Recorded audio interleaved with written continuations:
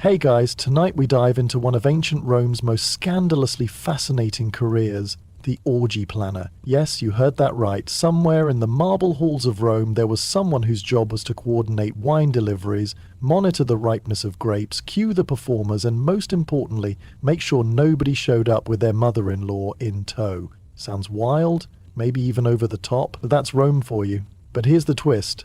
These lavish gatherings weren't just excuses to indulge. They were calculated displays of influence, where alliances were forged, power was flaunted, and yes, clothes were often optional. So before we plunge into this steamy slice of history, take a second, if you truly enjoy these strange yet wonderful stories from the past, to hit that like button and subscribe. And hey, drop a comment below. Tell me where you're watching from and what time it is right now. I always love seeing how far this little time machine of ours is reaching. Now, dim the lights. Maybe turn on a fan for that gentle background breeze. Let's drift into the candlelit decadence of ancient Rome together. Even before the first rays of dawn pierce the horizon, your eyes snap open. It's not due to a rigid personal regimen, but rather a persistent knot of apprehension. You are, after all, the principal organizer of tonight's exclusive Roman bacchanal, and your mind, an eager tormentor, has already conjured at least 17 potential mishaps before you've even considered breaking your fast. Your sleeping mat still cradles the warmth of your body. Your tunic is creased, a testament to a restless night, and a scroll, imbued with an ominous crackle, has already been slipped beneath your door. You unroll it with the grim resignation of a soldier receiving conscription papers. It's from your patron's wife, a gentle reminder, perhaps, that at the last gathering, the rose petals were a lamentable yellow instead of a vibrant red, a detail that did not escape the discerning notice of their esteemed guests. You haven't even had a morsel of your morning barley. Outside, the sprawling city of Rome is just stirring from its slumber. But your mind is already a frantic circus, mentally juggling flaming amphorae. Today's prestigious guest list encompasses a melange of influential figures, senators, artists, philosophers, two courtesans with a notorious antipathy for each other, and, if whispers are to be believed, an individual from the imperial family. Naturally, the identity of this exalted personage remains veiled in secrecy. It could be a distant cousin, or it could be the infamously unpredictable Caligula himself. Regardless, should a guest's peacock not be sufficiently pampered, the blame will undoubtedly fall squarely on your shoulders. You slip into your sandals, commencing the day as any meticulous Roman orgy planner would, with a potent cocktail of dread and a trusty clipboard. Initial preparations and lingering concerns. Your first priority is staffing. Yesterday, you dispatched your swift-footed runners to secure the services of flute players, graceful dancers, a skilled harpist, and that peculiar individual who can traverse a room on his hands while flawlessly balancing a tray of figs on his feet. As of yet, no confirmations have materialized. You harbor a strong suspicion that at least two of them are currently in the depths of the Subura district, thoroughly intoxicated. Then there's the culinary aspect. Your meticulously crafted requests include succulent oysters, delectable honey-roasted dormice, fresh figs, plump dates, briny olives, and an assortment of rather exotic, and frankly, questionable meats from the far-flung eastern provinces. Every single item must arrive in pristine condition, or at the very least, appear acceptably fresh. A single tainted oyster could unleash a torrent of gossip, leading half the forum to whisper that you deliberately poisoned Senator Gallus. And let us not overlook the cushions. At the previous gathering, one of the divans buckled beneath the considerable weight of a toga-clad magistrate, and the ensuing scandal had significant political repercussions. This time, the couches must possess an unyielding robustness, capable of withstanding whatever spirited activities might transpire upon them. And you know, with chilling certainty, precisely what transpires on them. The sun has barely ascended, and already beads of perspiration are forming on your linen tunic. You take a deep, centering breath. You remind yourself that you are a seasoned professional, a virtuoso of revelry, a master choreographer of delightful chaos. It will undoubtedly be a protracted day. But the cushions will be perfectly fluffed, the wine will flow abundantly, and the guests will remain blissfully unaware of how perilously close you came to unleashing an ear-splitting scream. Not yet, anyway. The ever-evolving guest list. It is still early, yet you are already unfurling a fresh scroll, bearing today's updated guest list. You peruse it slowly, bracing yourself for the inevitable complications. It's not merely a list of attendees, it's a meticulously crafted, social powder keg, delicately balanced and garnished with olives. Lucius Calpurnius Piso is slated to attend. Predictably, he graces every event and invariably insists on reclining on the central couch, ideally adjacent to someone else's wife. The significant complication here is that his wife, Aurelia, is also making an appearance. She wasn't extended an invitation, but that has never deterred her in the past. You make a mental note. Separate couches, distinct wine sources, and absolutely no harp solos while both are present in the room. Her last outburst involved a rather forceful toss of a garum jug. Next. Senator Petronius Arbiter has accepted. A man of formidable wit, and equally formidable danger, renowned for his cutting tongue, and not always in a purely poetic sense. You will need to position him far from Junius Blacus, whose poetry Petronius once famously described as a slow death written in meter. Then, your gaze lands upon it. Diocyanes and two guests unnamed. The vagueness is frankly insulting. They could be respected clients, or perhaps gladiators, or, for all you know, a giraffe draped in a toga. You scrawl, flexible seating, West End, and move on. Managing the entertainment and underlying tensions. Now, for the entertainers. For flute girls, 3 dancers, and the mime twins. That's already one more performer than Lucullus typically tolerates, he considers mimes barbaric. His mistress, however, finds them utterly delightful, and he, in turn, finds his mistress's approval absolutely paramount to his social standing. The guest list is far more than a mere collection of names. It is a living, breathing blueprint of ancient Roman social friction, politics, power dynamics, illicit desires, deeply entrenched family feuds, and simmering vendettas. All poised to recline together on silk-draped couches, partaking from the same communal bowl of wine. And, of course, the ultimate terror. The arrival of someone of significant importance who was conspicuously not invited. You can already practically hear the hushed accusations, it was a deliberate slight, a public insult. I shall never again lend him my bath slaves. You carefully roll up the scroll. You then proceed to create a new one, sketching arrows, adding stern warnings, and circling names with furious intent. You are not merely planning a festive gathering, you are meticulously managing a live diplomatic simulation. Generously lubricated with aphrodisiacs and roasted dormice. Still, you have navigated these treacherous waters before. You will do so again. Your sole hope is that this time, no one resorts to stabbing another guest over a preferred couch position, unlike that unfortunate incident last spring. The grand provisioning. A culinary odyssey. With the guest list finally solidified, or at least stable enough to avoid immediate implosion, it's time to confront the next impending crisis, provisioning. Orchestrating a Roman orgy is far more intricate than simply pouring wine and igniting torches. It demands the meticulous curation of a menu so lavish, so utterly decadent, that it would make the gods themselves feel subtly underdressed. Your current list already spans 3 tablets.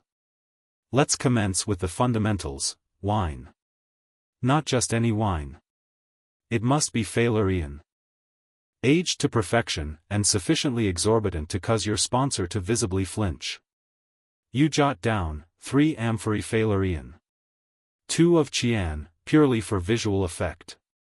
1 of vinegar. to be discreetly served to guests who arrive egregiously late. Next, oysters, imported fresh from Baiae. They absolutely must be alive upon arrival, or at the very least, convincingly moist. You dispatch a terse note to the seafood purveyor, emphatically reminding him that on the last occasion, half the oysters were already deceased, prompting one guest to declare it an ill omen. He's still reeling from the incident. Then there are the honey-roasted dormice, a veritable cornerstone of Roman opulence, rolled in poppy seeds and generously dipped in honey. They must be plump, not stringy. You've requested 50. You will, in all likelihood, receive 35. Half of those will probably still twitch. You add roasted peacock, stuffed sow's udder, dates from Judea, figs from Carthage, and cheese artfully wrapped in vine leaves. You also hastily scrawl a crucial reminder: no garum accidents near the bread this time. Last month's anchovy-scented rolls almost incited a riot.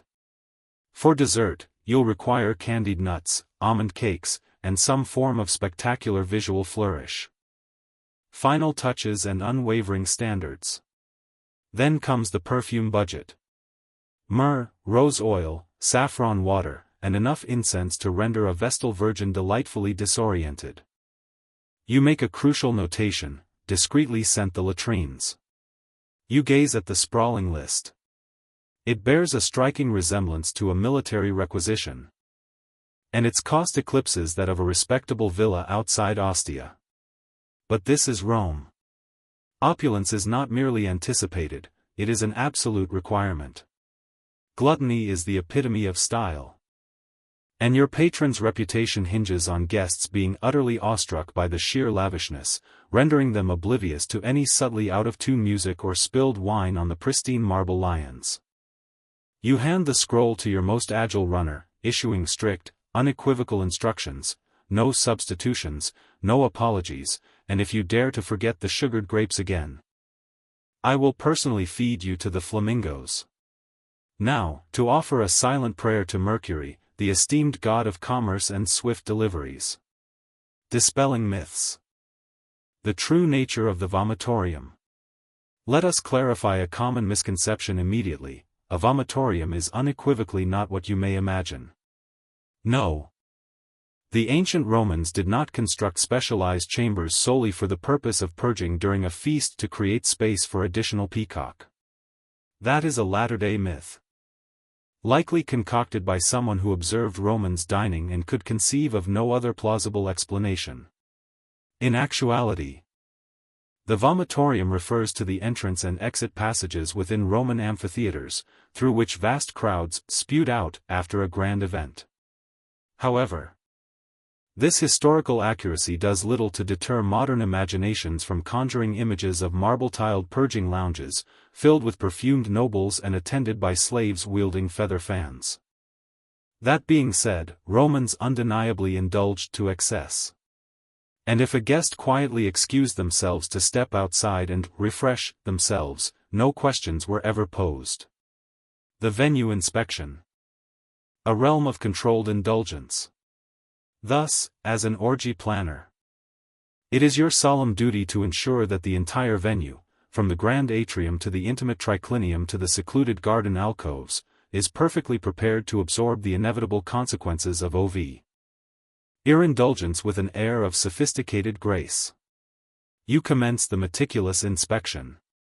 The banquet hall floors must gleam with an almost blinding luster. The mosaic tiles, particularly the captivating depiction of Bacchus astride a panther, necessitate a swift, expert polish.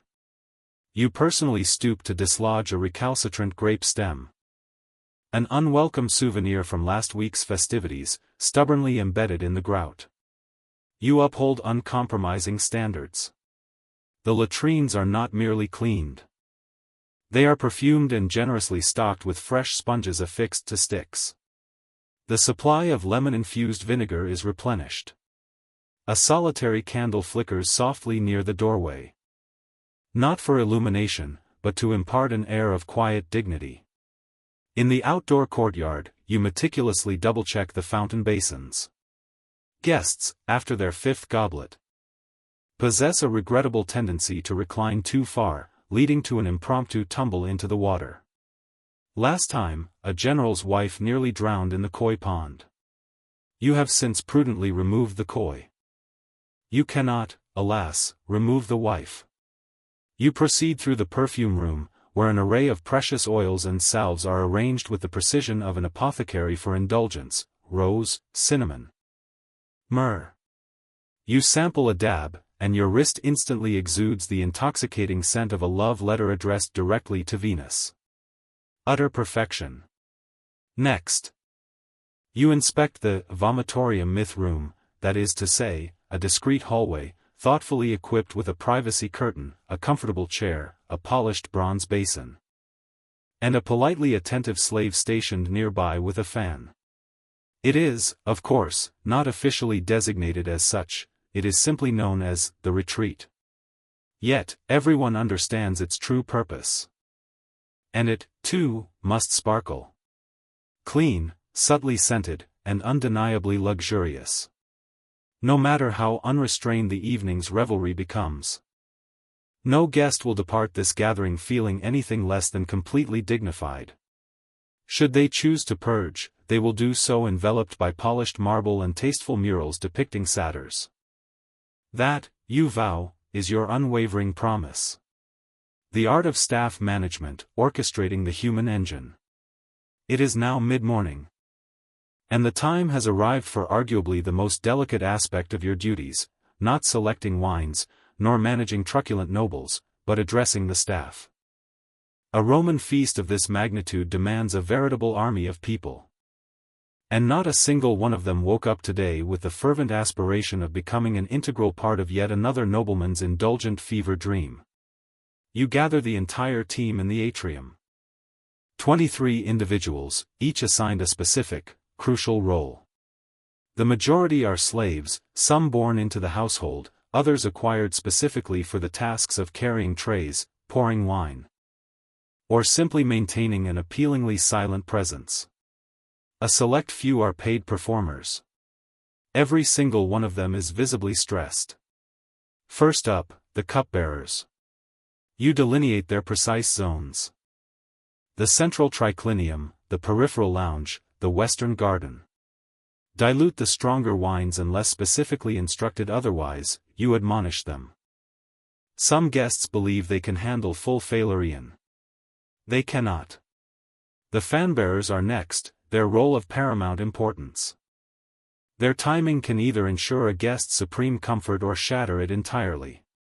One gust too vigorous, and you've extinguished a candle or inadvertently revealed someone's intimate secrets. One gust too weak, and someone will undoubtedly perspire onto a silk cushion. Neither outcome is acceptable. The fruit attendants, yes. They are a genuine necessity, are instructed to refresh trays incessantly, peel grapes only upon explicit request, and discreetly remove any fruit that begins to resemble a raisin. Then there are the musicians, already engaged in a spirited disagreement regarding tempo. You physically separate the flute girl from the lyre player. On the last occasion, their discord escalated into a duet so excruciatingly awkward that guests paused mid-feast to offer them unsolicited marriage counseling. The dancers, all gleaming oil and dramatic eyeliner, recline languidly against a pillar, feigning disinterest. You nonetheless meticulously review their cues. No improvisation, you declare sharply. We are not reliving the Bakshik fire incident. You establish unwavering eye contact with the youngest slave, a boy no older than 10, whose solemn responsibility it is to collect discarded sandals. You nod once, he nods back. A silent, profound pact is forged. He will not disappoint you. Finally, you deliver your customary, concise speech. Tonight, you are to be invisible unless explicitly summoned. You are to be silent unless directly addressed. You are to be the embodiment of grace, rhythm, and elegance. Or, I swear by Jupiter, I will assign you to sponge duty until Saturnalia. A brief, tense silence hangs in the air, followed by a collective, resigned nod. Briefings are complete. You take a breath, the human engine propelling Roman debauchery now thoroughly oiled. Delicately powdered, and, for the moment, perfectly aligned. The inevitable crisis, missing musicians. It happens every single time. The invitations have been dispatched. The precious wine has arrived. The luxurious silk cushions have been meticulously plumped.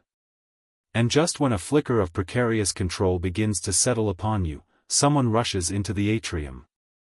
Breathless, bearing that all too familiar expression of alarm. The musicians haven't arrived. Of course, they haven't. You grit your teeth. You specifically engaged a flute girl. 2 cithara players, and a backup alas duo, precisely for this kind of predictable contingency. Yet here you are. Staring down the barrel of an impending silence at a party where silence is considered a civic offense. You dispatch your most dependable runner to the Subura district. Rome's cacophonous marketplace of noise, pungent aromas, and questionable decisions. Find them, you instruct, alive, conscious, and adequately attired. You don't even bother to inquire as to their tardiness. You already know. They are either still deeply ensconced in sleep, too inebriated to walk upright, or hopelessly entangled in a romantic liaison that commenced during last night's Saturnalia rehearsal and, apparently, never ceased. The dancers are now audibly complaining that, without musicians, they are utterly incapable of rehearsing. The poets, on the other hand, are delighted, foolishly assuming this sudden vacuum translates to more coveted stage time. You swiftly extinguish that notion. No one desires Senator Gallus's tedious ode to his mother's third marriage to be recited at a party where people are happily consuming sugared dormice. You rapidly cycle through contingency plans. The house cook possesses the ability to play 2 songs on a cracked reed pipe. A nearby slave has a surprisingly decent singing voice, provided he is kept far away from the wine. In the direst scenario, you could hum a rhythm while someone shakes a jar of lentils. You fervently pray it does not come to that. Then, as if materializing from a cloud of incense, the musicians appear, fashionably disheveled, vaguely apologetic, and faintly redolent of spikenard and a night of poor choices. One of the flute girls is conspicuously missing a sandal. The other appears as though her heart has been shattered by at least 3 different senators.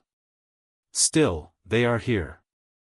You assign their stations, one in the atrium, one near the main dining hall, and one in the garden to provide ambient melodies. You emphasize, with stern resolve, no dramatic tempo shifts, no mournful dirges, and absolutely no impromptu solos, unless, of course, someone is actually expiring. They nod, albeit somewhat vaguely. You exhale. Crisis averted. For now. But you keep a wary eye on the lyre player. He is tuning his instrument slowly, almost lovingly. Far too lovingly for someone who isn't about to irrevocably ruin everything with an improvised love ballad. You make a mental note, station him near the door. Easy removal. The strategy of seating. A diplomatic chessboard. If music is the very soul of a party, then seating is its strategic heart. You are not merely assigning guests to couches. You are meticulously navigating a complex web of rivalries, clandestine romances, and enough unspoken tension to cause a marble villa to spectacularly collapse. The Roman triclinium. The classic 3-couch configuration technically accommodates 9 individuals, though it's realistically closer to 7 if no one brings their pet leopard. You commence by sketching the entire layout on a wax tablet, muttering to yourself like a seasoned general meticulously planning a siege. The center couch is where the highest status resides. The summus locus, the preeminent place of honor, is reserved for the guest of the most exalted rank. Unfortunately, 2 individuals firmly believe they are that person.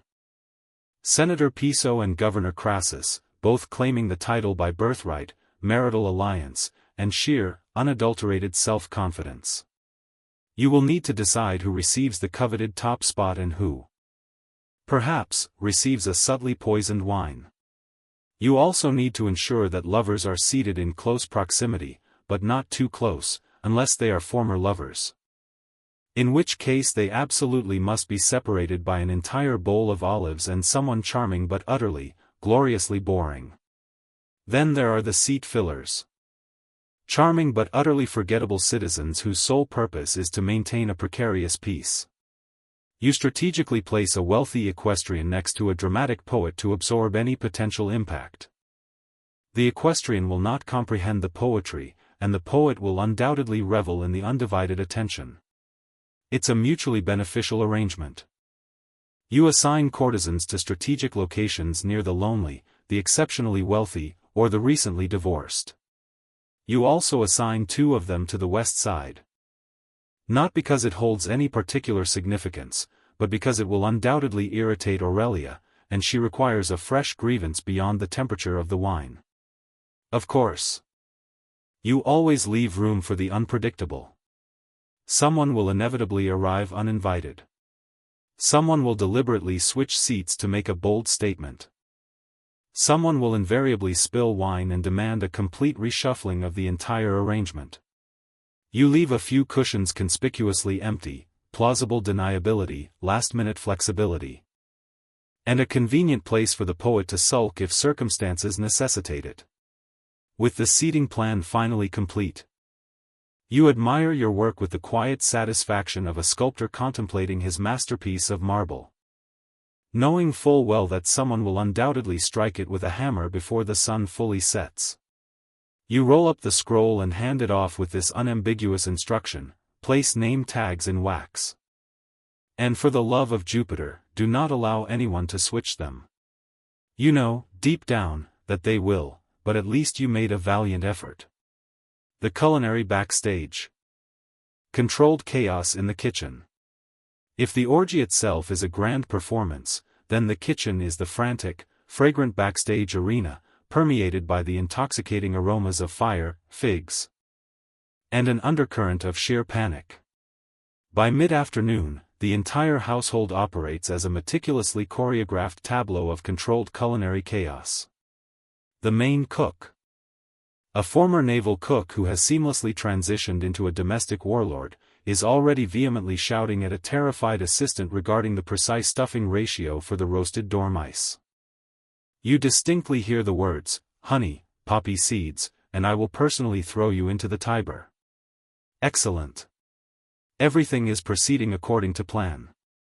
The evening's undisputed main attraction, the peacock, is being roasted whole, its magnificent feathers meticulously reattached for dramatic effect.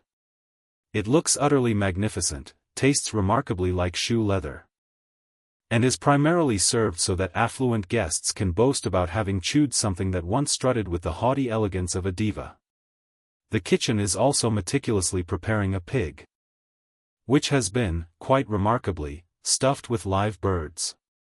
Yes, this is a genuine Roman culinary marvel. You roast the pig, slice it open dramatically at the banquet table, and surprise. Doves gracefully take flight. It is undeniably impressive, slightly unsettling, and only mildly traumatic for the doves. Platters overflowing with figs, dates, and honey cakes line the counters. A monumental pastry, exquisitely shaped like the Colosseum, is being meticulously glazed. A slave inadvertently nibbles a portion of it. He is promptly reassigned to the less glamorous duty of grape peeling. In one corner, someone is stirring a vast vat of garum, that infamous Roman fish sauce concocted from fermented anchovies and, it would seem, the tears of anyone within sniffing distance. You vociferously remind them to keep it far, far away from the bread. One garum-soaked loaf ruined last month's affair and ignited a 5-day feud between 2 prominent magistrates. Meanwhile, the wine storage is being meticulously arranged. Amphorae of the finest Failurian for the most esteemed guests, and slightly cheaper vintages for those who possess a less discerning palate. You ensure that the amphorae are labeled with the utmost subtlety. You have been singed before, quite literally, by the wrath of an angry consul with an overly sensitive palate. Every nook and cranny of the kitchen hums with palpable tension. Platters are being tirelessly polished, sauces are being reduced to their perfect consistency, meats are being larded with rich fat. And pastry horns are being filled with intriguing, mysterious concoctions. You are omnipresent, a whirlwind of activity, sniffing, tasting, and directing. You are not merely managing a meal. You're not merely overseeing a meal, you're orchestrating an edible spectacle, one expected to dazzle, to inebriate, and, crucially, to withstand being flung across the room during a heated debate. As you stride past the massive oven, the head cook barks, "If anyone drops another dormouse, I'm feeding them to the peacock." You simply nod. Things are proceeding remarkably well. The art of aromatic allure. One might assume that selecting a fragrance would be a straightforward affair, but in ancient Rome, perfume is a pronouncement. And tonight's lavish gathering is no stage for amateur olfactory decisions. The guests won't just taste and behold opulence, they must breathe it in. The very air must reek of prosperity. Tantalizing allure, and the kind of unshakable confidence exclusive to those who routinely bathe in imported rose oil. So, you descend into the cool storage chamber, where countless tiny alabaster jars line the shelves, resembling sacred relics.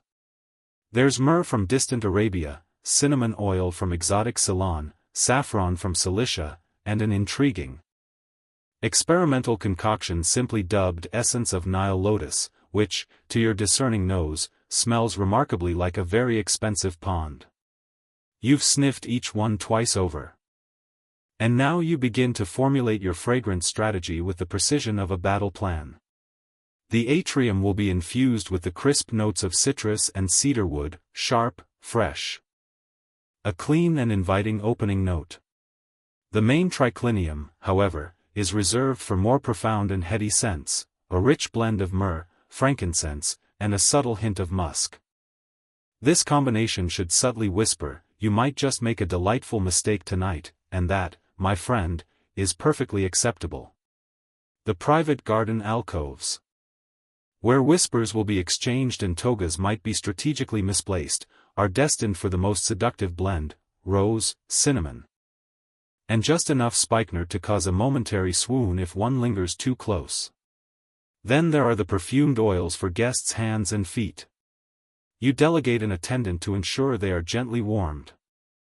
No one, absolutely no one, desires cold oil. Cold oil is for barbarians.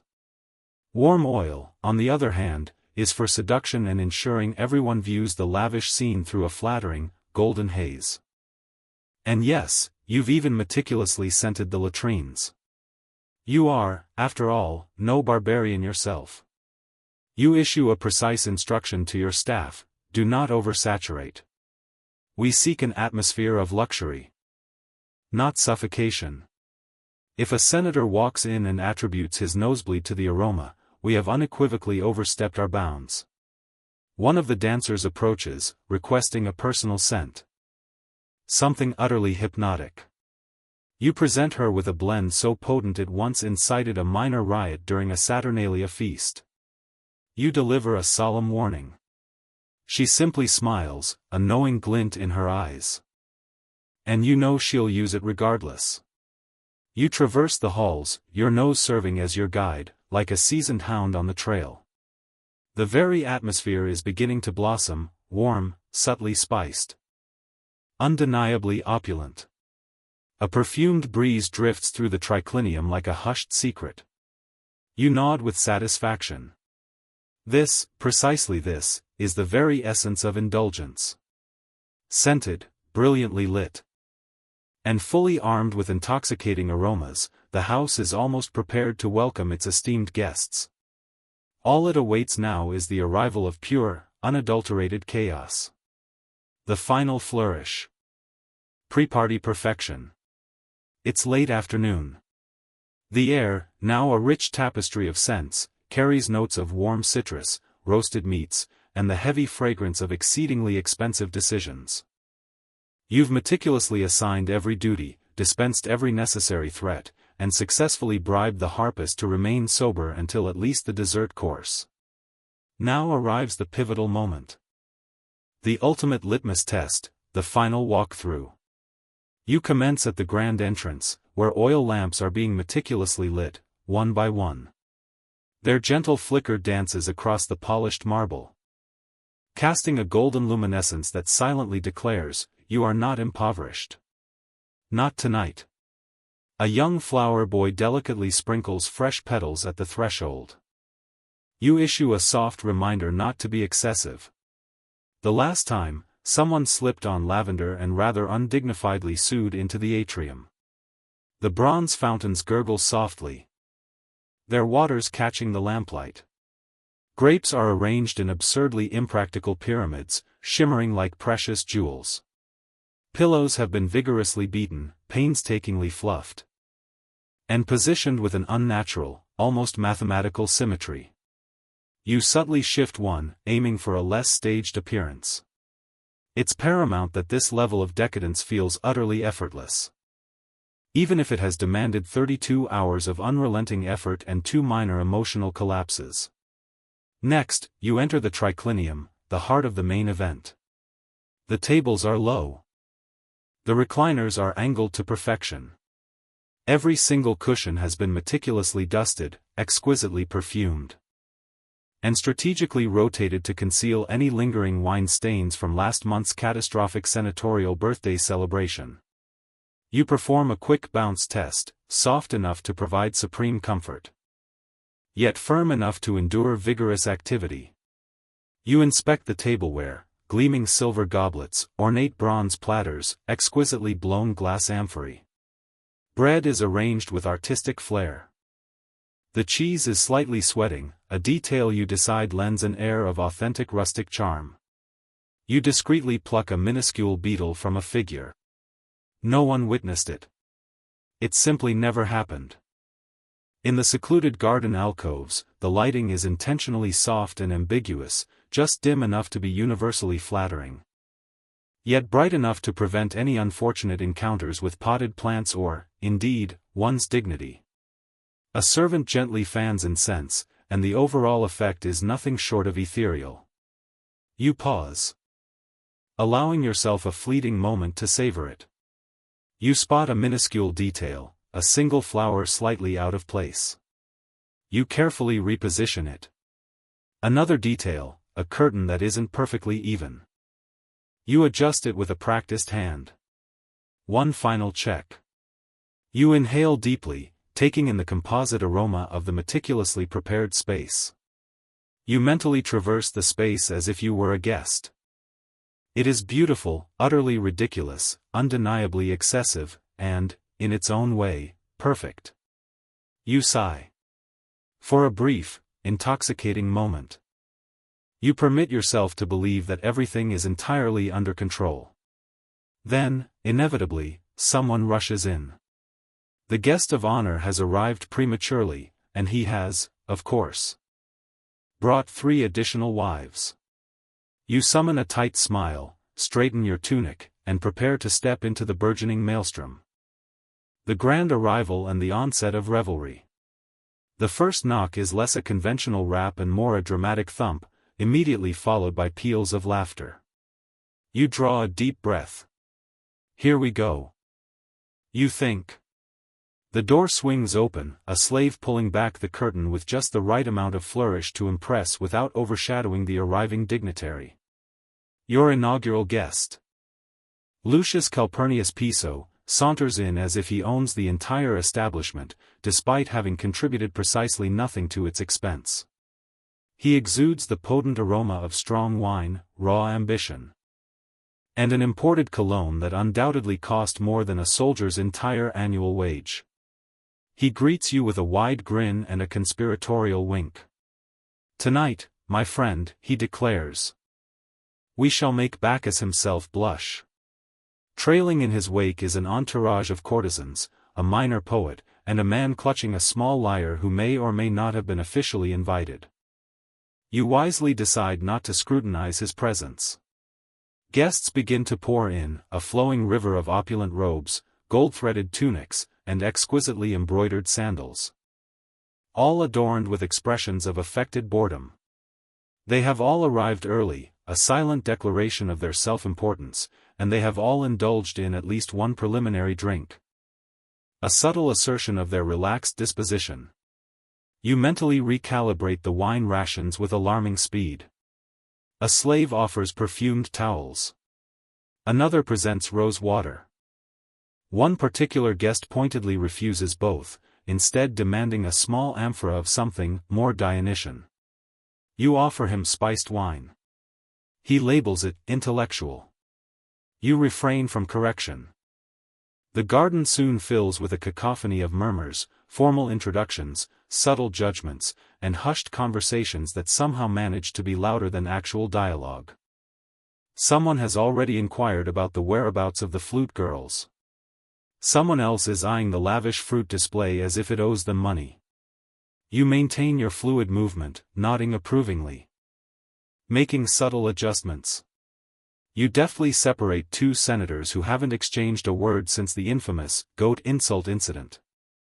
You observe that Governor Crassus is reclining far too intimately with someone else's wife, and that the poets are congregating in a corner, resembling ominous storm clouds.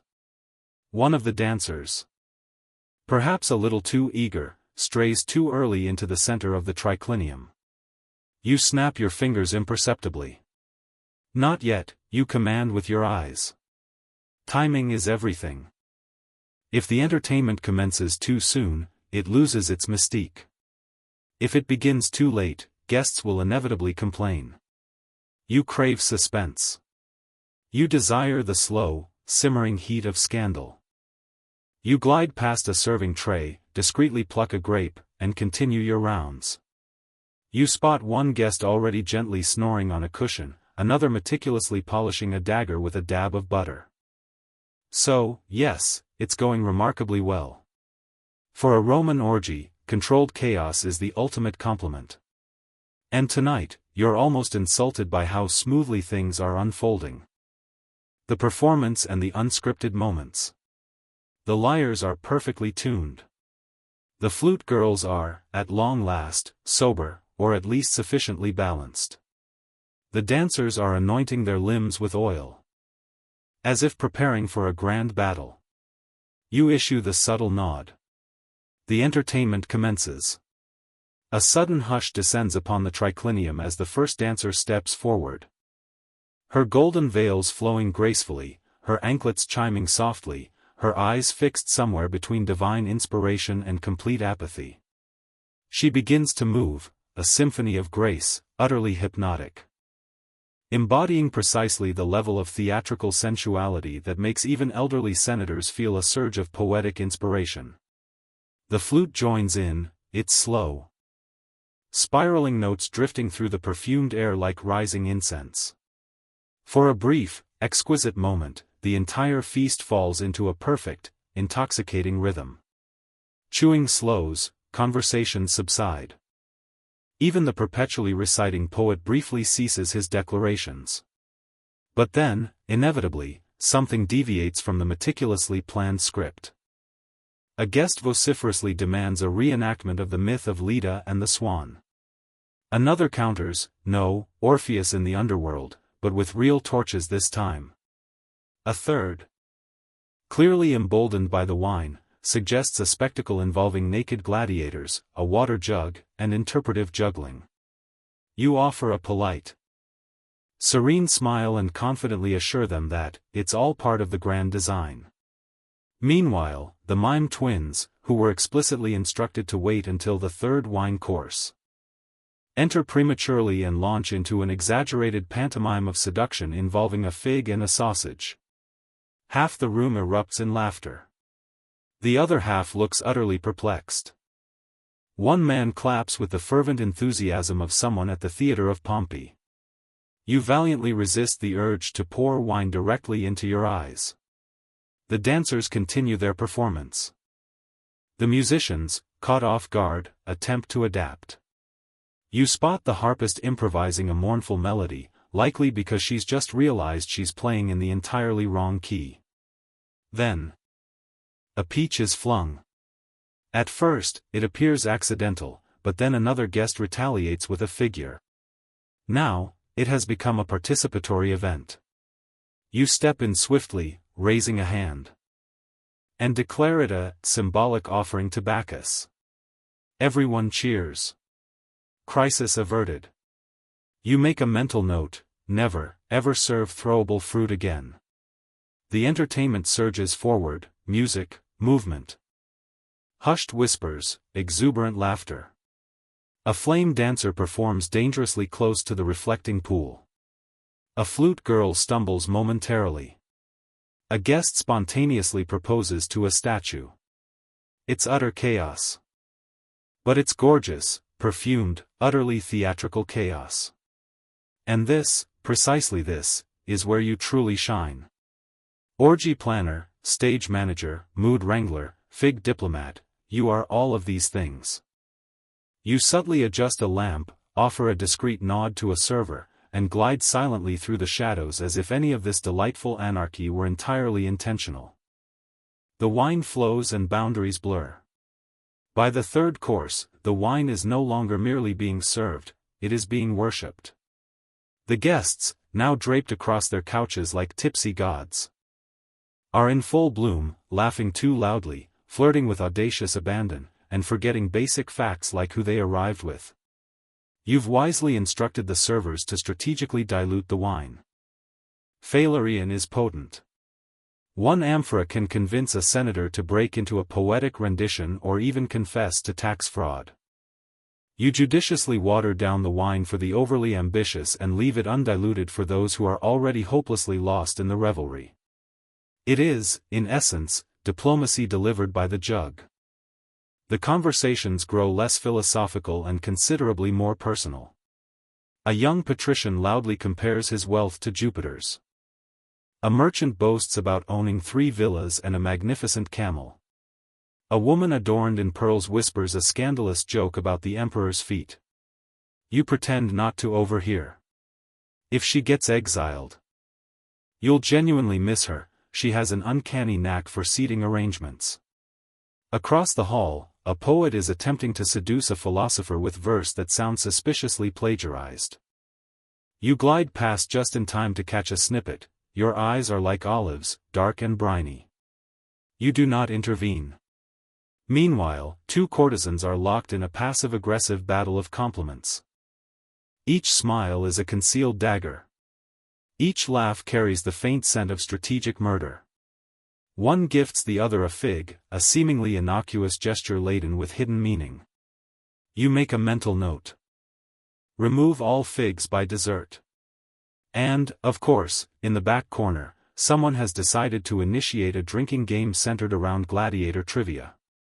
Name 3 famous gladiators or drink. Someone shouts. A minor senator attempts to bluff his way through an answer. He is roundly booed. He drinks. He then gently collapses into a plush pillow and begins reciting Virgil. Somewhat incoherently. In the garden, a guest has launched into an impassioned speech. He believes he is being profound. In reality, he is merely elaborating on the precise number of slaves required to maintain the pristine cleanliness of a marble fountain. No one stops him. It is, after all, tradition. The wine flows with accelerating speed now. Amphorae are opened like whispered promises. Cups are never permitted to be empty. Boundaries blur. Names are forgotten. Stories are exaggerated with each retelling. The orgy part of the orgy is inching ever closer. And still, you monitor the flow with the vigilance of a seasoned general. You subtly adjust the lighting. You gently slow the music's tempo. You deftly prevent a guest from attempting to drink perfume. The orgy is reaching a fever pitch. And the scandals. They are just beginning to simmer. Dawn and the aftermath, a triumphant mess. By this point in the evening, the celebration has undergone a complete metamorphosis. Transforming from structured decadence into a glorious, unstructured mythological absurdity. Guests have abandoned the use of conventional names. Titled senators are now referring to each other as Apollo, Venus, or simply, that fellow with the peacocks. Someone has fashioned a makeshift laurel wreath from table herbs. You spot 3 individuals in the fountain. One appears to be attempting to baptize the others. You wisely decide against asking for an explanation. This is the precise moment where most hosts would succumb to unbridled panic. But you calmly sip your watered wine and begin the quiet, almost invisible work of damage control. The impromptu gladiator wrestling reenactment has veered perilously close to the mosaic of Neptune. You gently redirect them, offering a tray of succulent dates as a calculated distraction. It works. They fall for it with the eager susceptibility of toddlers with tattoos. You notice 2 guests are conspicuously absent. You locate them under a table, earnestly debating stoicism while simultaneously rubbing each other's feet. You clear your throat discreetly. They nod, feigning a frantic search for a lost bracelet. In the west alcove, the flute girl has burst into tears. A guest had innocently inquired if her instrument was tuned, which she had tragically interpreted as a profound, personal metaphor. You promptly dispatch the backup lyre player and a complimentary handful of pomegranate seeds. She quickly recovers. In the atrium, a remarkably large man is attempting to seduce a marble bust of Venus. He is whispering sweet nothings and slowly feeding it olives. You dispatch a servant to gently turn the bust away, discreetly averting a potential scandal. The man, however, perceives this as a challenge and immediately launches into a recitation of love poetry. You permit it. Frankly, it's a vast improvement over his earlier monologue on grain tariffs. Someone accidentally knocks over a torch. You catch it mid-air before it ignites the priceless tapestry. You do not flinch. You do not sweat. You are the serene, unyielding center in a tempest of satin, grapes, and moral compromise. You traverse the room like a high priest of excess, adjusting, smoothing, subtly redirecting, a comforting hand on a shoulder here, a meaningful glance across the room there, a subtly raised brow that silently conveys, "Don't you dare throw that goblet, Crassus." He puts it down. He knows better. This is your art, your meticulously orchestrated chaos, and you have tamed it just enough. But it's not over yet. You hear the unmistakable sound of someone riding a wine cart down the hallway. You take another sip. It's almost dawn. The silent aftermath and lingering echoes. Dawn breaks with all the subtlety of a dropped amphora. Sunlight creeps across the polished marble floors, mercilessly illuminating the scattered remnants of the night's revelry, overturned goblets, a single sandal forlornly stuck in a fruit bowl, and a nobleman sleeping face down in a decorative urn.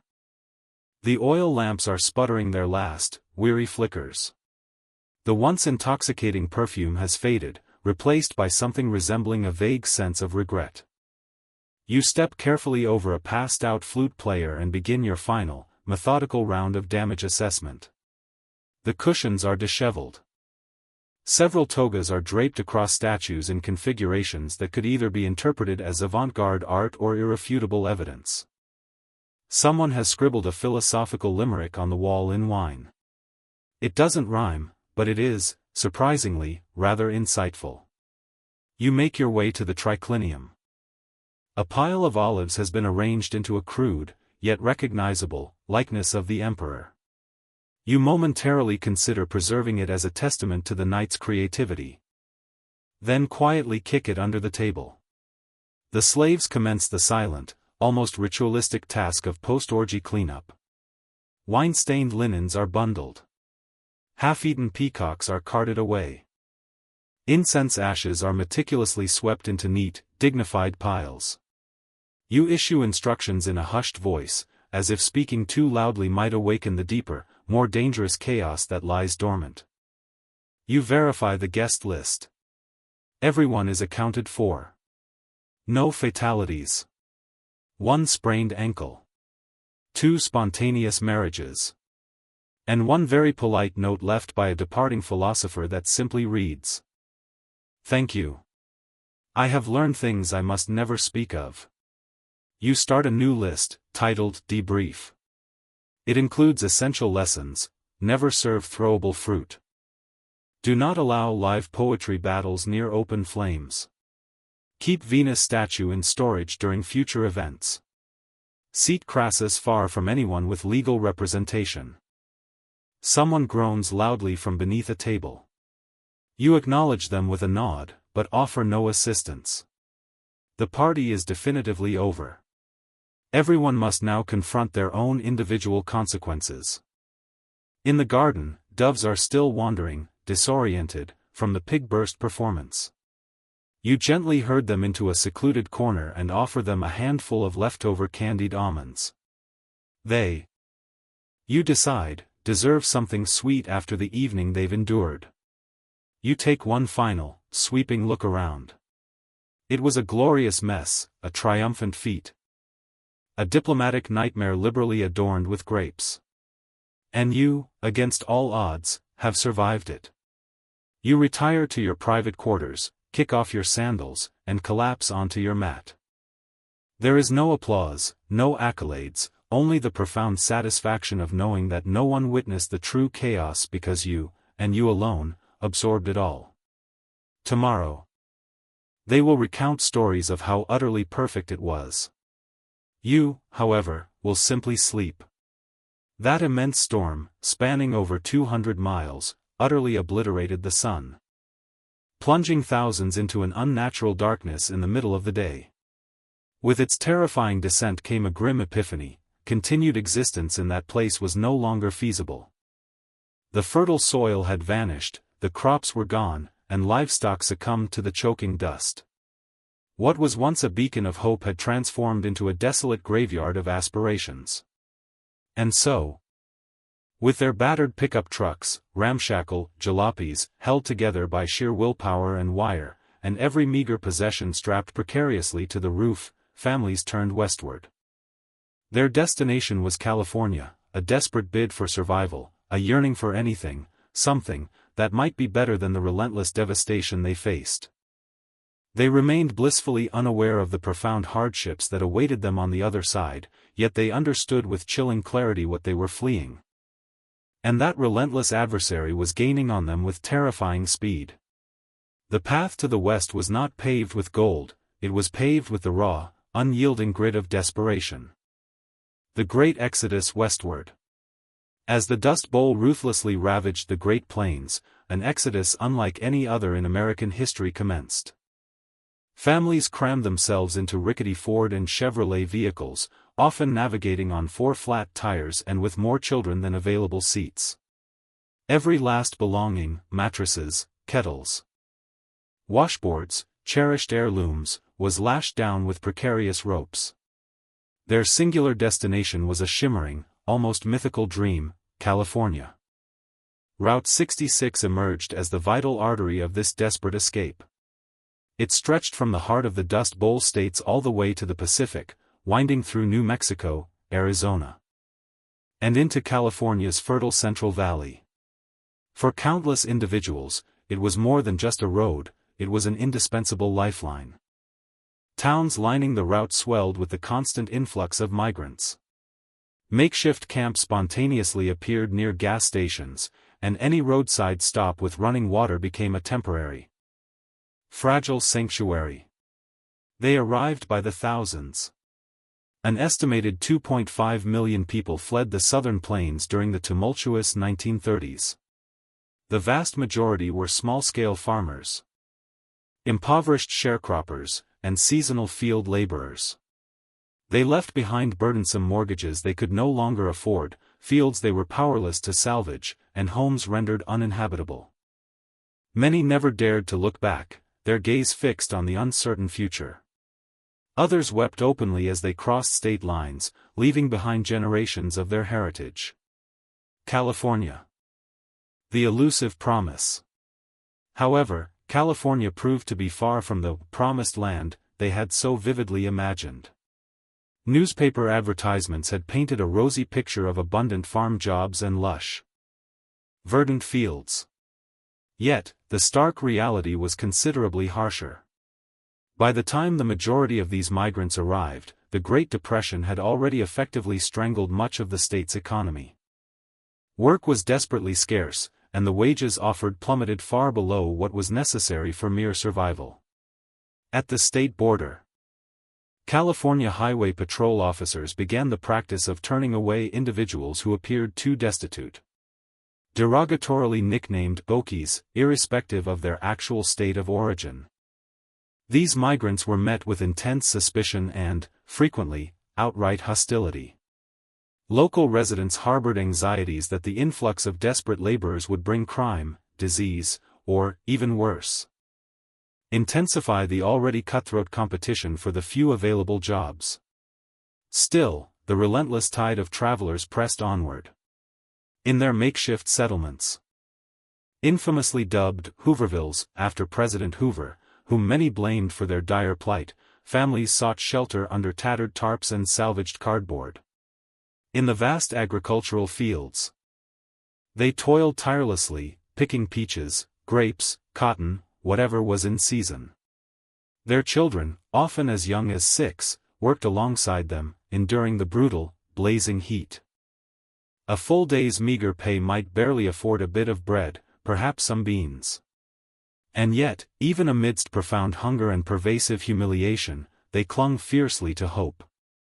Hope that the next field would offer slightly better wages, that California would eventually fulfill its elusive promise, that the long, dusty road, no matter its arduousness, truly led somewhere better. Because to turn back was not merely impossible, it signified utter surrender. And none of them were prepared for that. Hardship endures. Life in the migrant camps. Once in California, the suffocating dust storms didn't follow them, but the unrelenting hardship certainly did. For the thousands of families who arrived seeking a more prosperous existence, what they discovered instead were severely overcrowded, deeply unsanitary migrant camps and a decidedly frigid reception from the established local populace.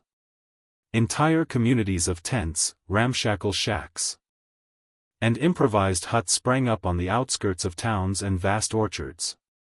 These were not homes in any conventional sense, they were survival zones. Families crammed themselves into shelters constructed from salvaged wood, scraps of tin, cardboard, and canvas. Privacy was a luxury virtually unknown. Water was drawn from communal pumps, and sanitary facilities often consisted of nothing more than dugout pits shared by dozens of individuals. Illness spread with alarming rapidity. Malnutrition severely weakened both the elderly and the very young. Babies cried ceaselessly for milk. Parents prayed for the meager opportunity of work.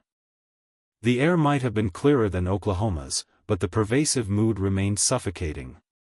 Tension simmered relentlessly. Local Californians viewed the migrants as a profound threat. They feared, quite rightly, that the deluge of desperate laborers would inevitably drive down wages. And their fears were realized. Growers could now offer mere pennies for backbreaking fieldwork, secure in the knowledge that someone, somewhere, would be desperate enough to accept it. Consequently, wages plummeted. Conditions worsened dramatically. Exploitation became the unwritten rule. Glimmers of hope, federal aid and resilience. Sometimes, the migrants' sole refuge came from the federal government. The Farm Security Administration, FSA, established a limited number of labor camps, such as the one in Arvin, California, which offered a semblance of sanitation, rudimentary medical care, and a modicum of basic human dignity. These government-run camps stood in stark contrast. They were organized, remarkably clean, and even operated on a democratic basis. Residents elected their own committees and resolved disputes internally. However, there simply weren't enough of them. The vast majority of families lived outside this fragile safety net. In the informal, often lawless settlements that dotted the agricultural valleys. They were frequently harassed by local police, violently driven out of towns by angry mobs, or forced to constantly move to avoid detection. Local authorities often labeled them as vagrants. Some children were denied access to schooling. Others were too ill or too burdened by work in the fields to attend. Yet, even amidst such profound adversity, a powerful culture of resilience blossomed within these camps. People gathered around crackling campfires, playing guitars, sharing poignant stories, and singing songs. Melodies like Hard Traveling and Do Re Mi gave voice to their collective pain and unwavering perseverance. These were not merely melancholic ballads, they were anthems of survival. Because even when life systematically stripped them of their land, their homes, and their security, they clung fiercely to their sense of community. And with community came an indomitable strength. They were impoverished, yes, but they were far from broken. And slowly, imperceptibly, something profoundly powerful began to grow amidst the hunger: solidarity. Childhood in the dust. Endurance and grit. For the children of the Dust Bowl migrants, childhood was not a period of carefree play. It was a daily, relentless exercise in endurance. Their toys were often simple sticks. Their games were played in the dusty lots adjacent to roadside camps, and their classrooms were the sprawling, sun-baked fields of crops. The Great Depression had already placed immense strain on America's youth. But for these children, poverty arrived with an additional, suffocating layer of dust and profound displacement. They were not shielded from the arduous struggle, they were an intrinsic part of it. Even very young children toiled alongside their parents, stooping to pick cotton, grapes, or beans for a few meager cents a day. Some were as young as 6, their small fingers blistered and raw by the end of each punishing shift. Schooling was a luxury rarely afforded. Constant relocation meant perpetual interruption. By the time they managed to enroll in a new school, it was often time to pack up and move again. And if they made it to school at all, they were frequently met with an unwelcoming atmosphere. Labeled "okie kids," they were subjected to mockery by their peers and, on occasion, even by their teachers. Their clothing, patched, bleached by the sun, and often shared between siblings, instantly marked them as outsiders. Their distinctive accents, their dust-bitten skin, their pervasive silence born of gnawing hunger, all these factors set them starkly apart. Some schools outright refused to enroll them. Others demanded that they clean the toilets before being permitted to attend class. Yet, amidst such pervasive adversity, these children developed an uncommon grit. They learned to care for their younger siblings while their parents labored tirelessly. They carried heavy jugs of water to the fields, meticulously repaired broken shoes with scraps of rubber, and skillfully helped to stretch meager meals made of beans, cornmeal, and lard. Despite the overwhelming odds, there were small, yet significant, triumphs. Relief agencies occasionally provided precious books, soap, and even established makeshift schools. In the rare government camps that offered a degree of stability, children could experience the joy of laughter, the wonder of reading, and the opportunity to learn, if only for a brief period. It wasn't much, but for a child who had endured dust storms, gnawing hunger, and homelessness, it was a vital start. Some grew up to remember these formative years not solely as a time of profound deprivation, but also as a period of profound togetherness. Families, though impoverished, were exceptionally tightly knit. Storytelling, shared music, and communal chores forged bonds that lasted lifetimes. These children might not have had toys or birthday celebrations or carefree summer vacations, but they had one another. And as they matured, many carried that fierce resilience into adulthood, becoming the first in their families to secure stable employment, to complete high school, or to join the military in the looming war. They were children of dust, yes, but they were also, unequivocally, children of determination. The soundtrack of struggle. Woody Guthrie and folk music. As the Dust Bowl migrants toiled tirelessly in California's fields and languished in its makeshift camps, their compelling stories did not simply vanish into obscurity. Instead, they underwent a powerful transformation into song. Music became both a profound source of comfort and a potent weapon. A means to preserve inherent dignity and to eloquently protest pervasive injustice. When mere words proved insufficient. The rhythmic strumming of guitar strings and the poignant verses of folk ballads breathed life into the migrants' pain, their enduring pride, and their unwavering perseverance. Nowhere was this phenomenon more vividly apparent than in the music of Woody Guthrie. A native of Oklahoma himself, Guthrie emerged as the undeniable voice of the displaced. He journeyed alongside the migrants, shared their meager lodgings in the same camps, and toiled in the very fields. What he witnessed, he immortalized in song. His compositions were not abstract. They named real places, depicted real struggles, and conveyed real heartbreak. Do Re Mi, for instance, served as a stark warning to hopeful migrants that California was not the idyllic paradise they had so optimistically envisioned. California is a Garden of Eden, a paradise to live in or see. But believe it or not, you won't find it so hot if you ain't got the do-re-mi.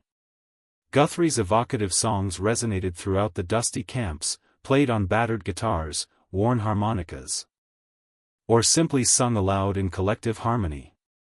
They were passed from tent to tent, from worker to weary worker. These were not merely melodies, they were oral history. They served as a powerful reminder to listeners that they were not alone in their suffering. They transmuted shared pain into collective strength. But Guthrie was not the solitary voice. Across the migrant camps, countless individuals composed their own songs about lost farms, cruel foremen, the arduous road west, and their persistent hopes for a brighter tomorrow. These songs spoke a profound truth when newspapers deliberately obfuscated, when politicians deliberately remained silent. They recounted tales of exploitation, gnawing hunger, relentless police harassment, and shattered dreams, but also of enduring love, steadfast faith, and unwavering resistance. This nascent musical movement profoundly influenced the burgeoning American folk scene and became an integral part of a larger, significant cultural shift. It exposed listeners beyond the confines of California to the harsh, often brutal, reality of life for Dust Bowl refugees. It fostered empathy. It planted the vital seeds of activism. Over time, these resonant songs helped to galvanize support for crucial reforms. They humanized abstract statistics, piercing through widespread indifference. They challenged the prevailing narrative that the migrants were inherently lazy or simply unwanted. In melody, they unequivocally proved otherwise. Because when the land failed, and the work was cruel, and the people were hostile, there remained, inviolable, the music. It nourished souls when bodies starved. It gave a powerful voice to the voiceless. And it served as a constant, reassuring reminder to every man, woman, and child beneath a canvas roof: you matter. You belong. You endure. The literary legacy. John Steinbeck and the Grapes of Wrath. The migrants possessed their compelling songs, but they also found a powerful voice in literature. One that would reverberate far beyond the confines of their camps and fields.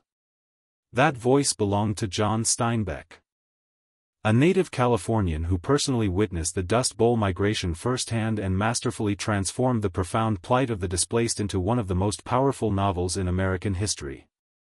The Grapes of Wrath. Published in 1939. The Grapes of Wrath chronicled the fictional Joad family from Oklahoma as they undertook their harrowing westward journey and subsequently confronted the brutal realities of migrant life. While the characters were fictional creations, their suffering was agonizingly real. Steinbeck had extensively traveled through the migrant camps, engaged in conversations with countless families, and meticulously documented their lives in searing, unforgettable detail. He was consumed by outrage at what he witnessed: widespread malnutrition, rampant police violence, systematic wage theft, and the insidious erosion of fundamental human dignity. His words were not gentle, they were raw, furious, and utterly unflinching. He vividly depicted babies starving to death, Men breaking under the crushing weight of humiliation, and women performing backbreaking labor while concealing their pregnancies. Steinbeck did not romanticize the poor, he profoundly honored them. He perceived in them an indomitable resilience that adamantly refused to die. The novel ignited a veritable firestorm of controversy. Some vehemently denounced it as un-American. Growers and local officials condemned Steinbeck, accusing him of gross exaggeration and slander. One California Chamber of Commerce even resorted to publicly burning copies of the book. However, readers across the nation found themselves unable to look away. Suddenly, the faceless Okies had names, poignant stories, and palpable, beating hearts. Steinbeck's groundbreaking work did more than simply raise awareness, it vigorously pushed for action.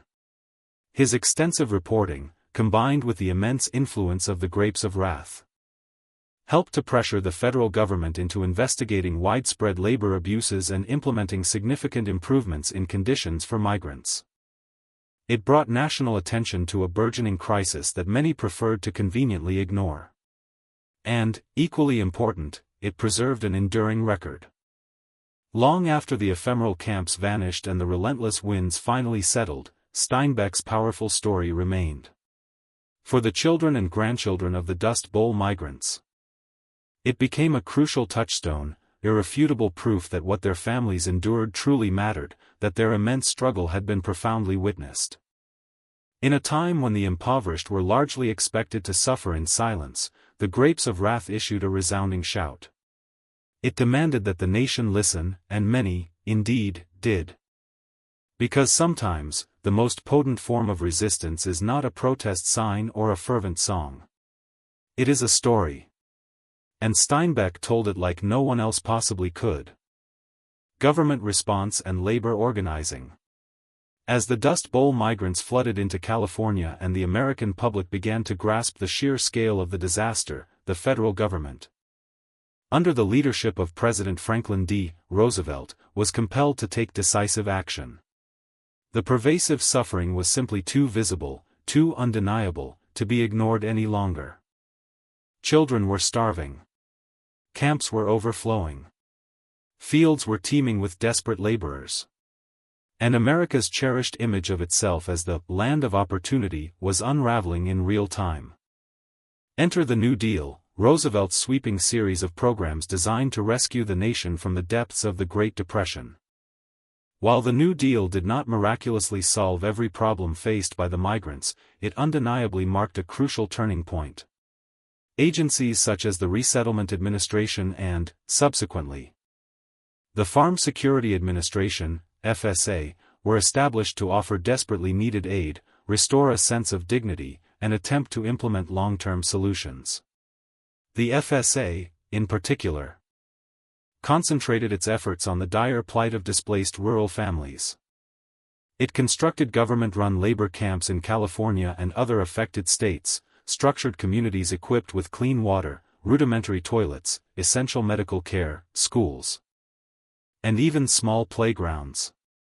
These camps were certainly not luxurious, but to families who had endured sleeping in ditches and roadside tents, they represented precious sanctuaries.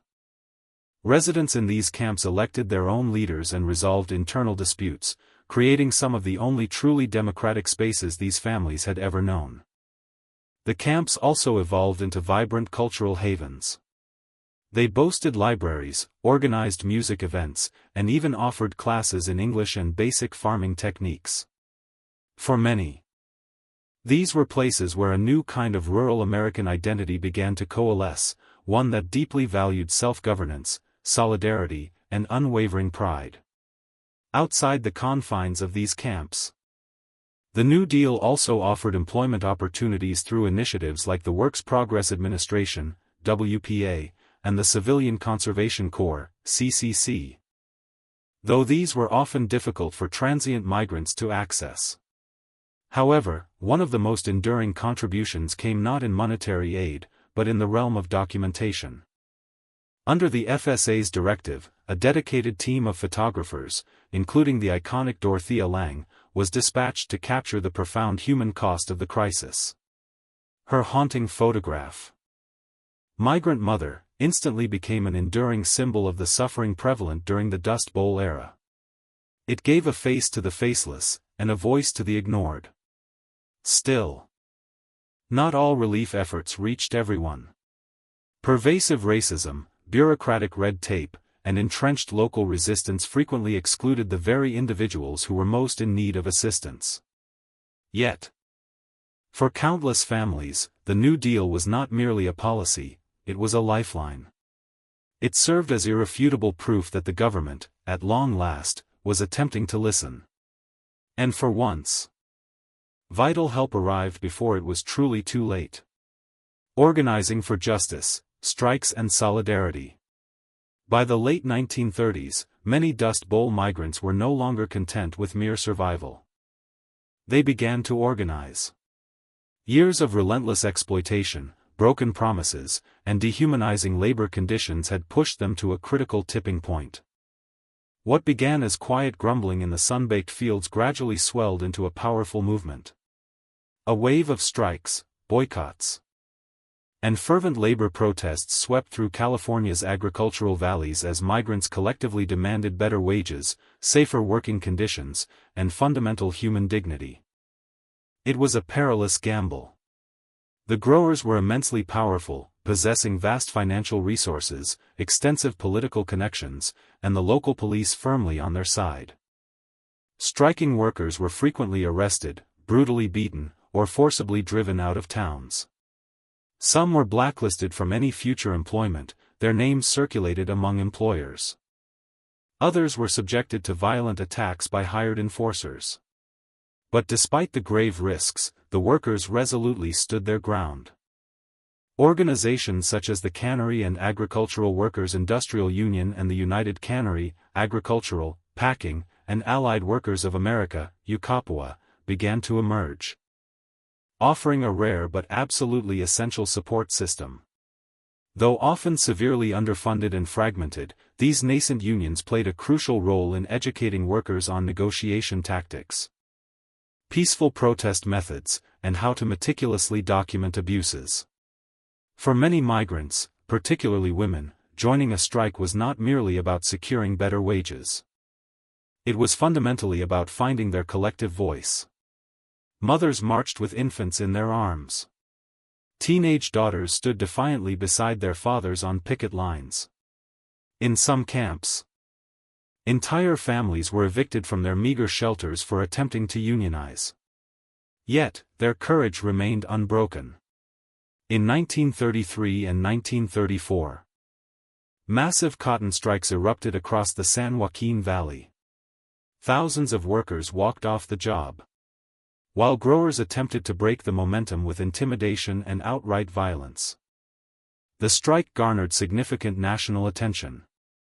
And after long, arduous weeks of unwavering protest, the workers achieved a modest pay increase, providing tangible proof that collective resistance could, indeed, work.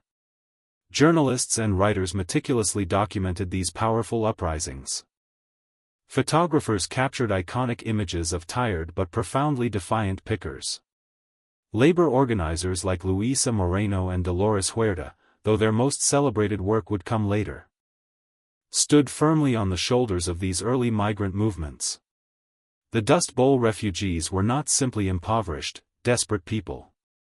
They were potent political actors, indomitable survivors, and fierce fighters. Even as their distinctive accents marked them as outsiders and their patched clothes betrayed their poverty, they adamantly refused to be silenced. They were no longer merely victims of capricious weather and harsh economics. They were actively shaping their own narrative. In standing up for themselves, they began to change not only their own lives but also the future of labor in America. And their tenacious fight was just beginning. Legacy and lasting impact. By the early 1940s, the worst of the Dust Bowl crisis had finally passed. Rain, at long last, returned to the parched plains. The national economy, significantly bolstered by the immense demands of World War II, began a robust recovery. Many migrant families who had once wandered ceaselessly from field to field found permanent homes, secured steady employment, and attained a fragile, yet profound sense of normalcy. However, the migration had already left an indelible, irreversible mark on American society, culturally, politically, and emotionally. The children who once picked fruit under a blazing sun grew up to serve with distinction in the military, attend college through the transformative GI Bill, and raise families of their own. Some even returned to farming, this time with a far greater respect for conservation and the fragile balance of the land. Others relocated to bustling urban centers like Los Angeles and Bakersfield, thereby establishing the bedrock for working-class communities that remain vibrant to this day. Culturally, the Dust Bowl migration irrevocably reshaped the very fabric of California. Once perceived as unwelcome outsiders, the Okies gradually became an integral part of the state's identity.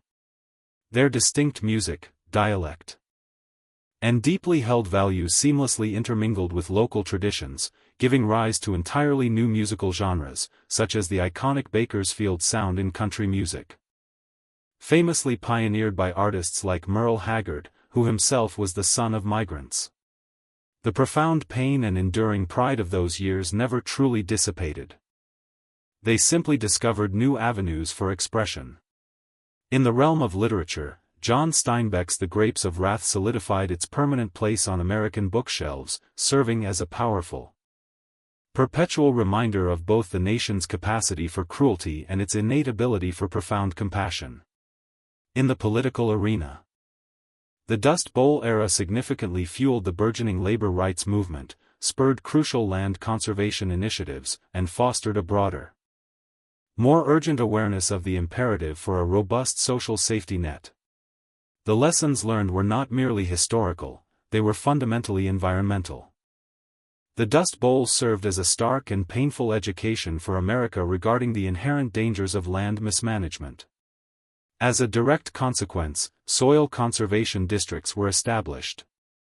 Farming techniques underwent significant reform, and the concept of ecological stewardship ascended to the forefront of national discourse. The deep wounds inflicted by reckless agricultural practices were slow to heal, but they were never forgotten.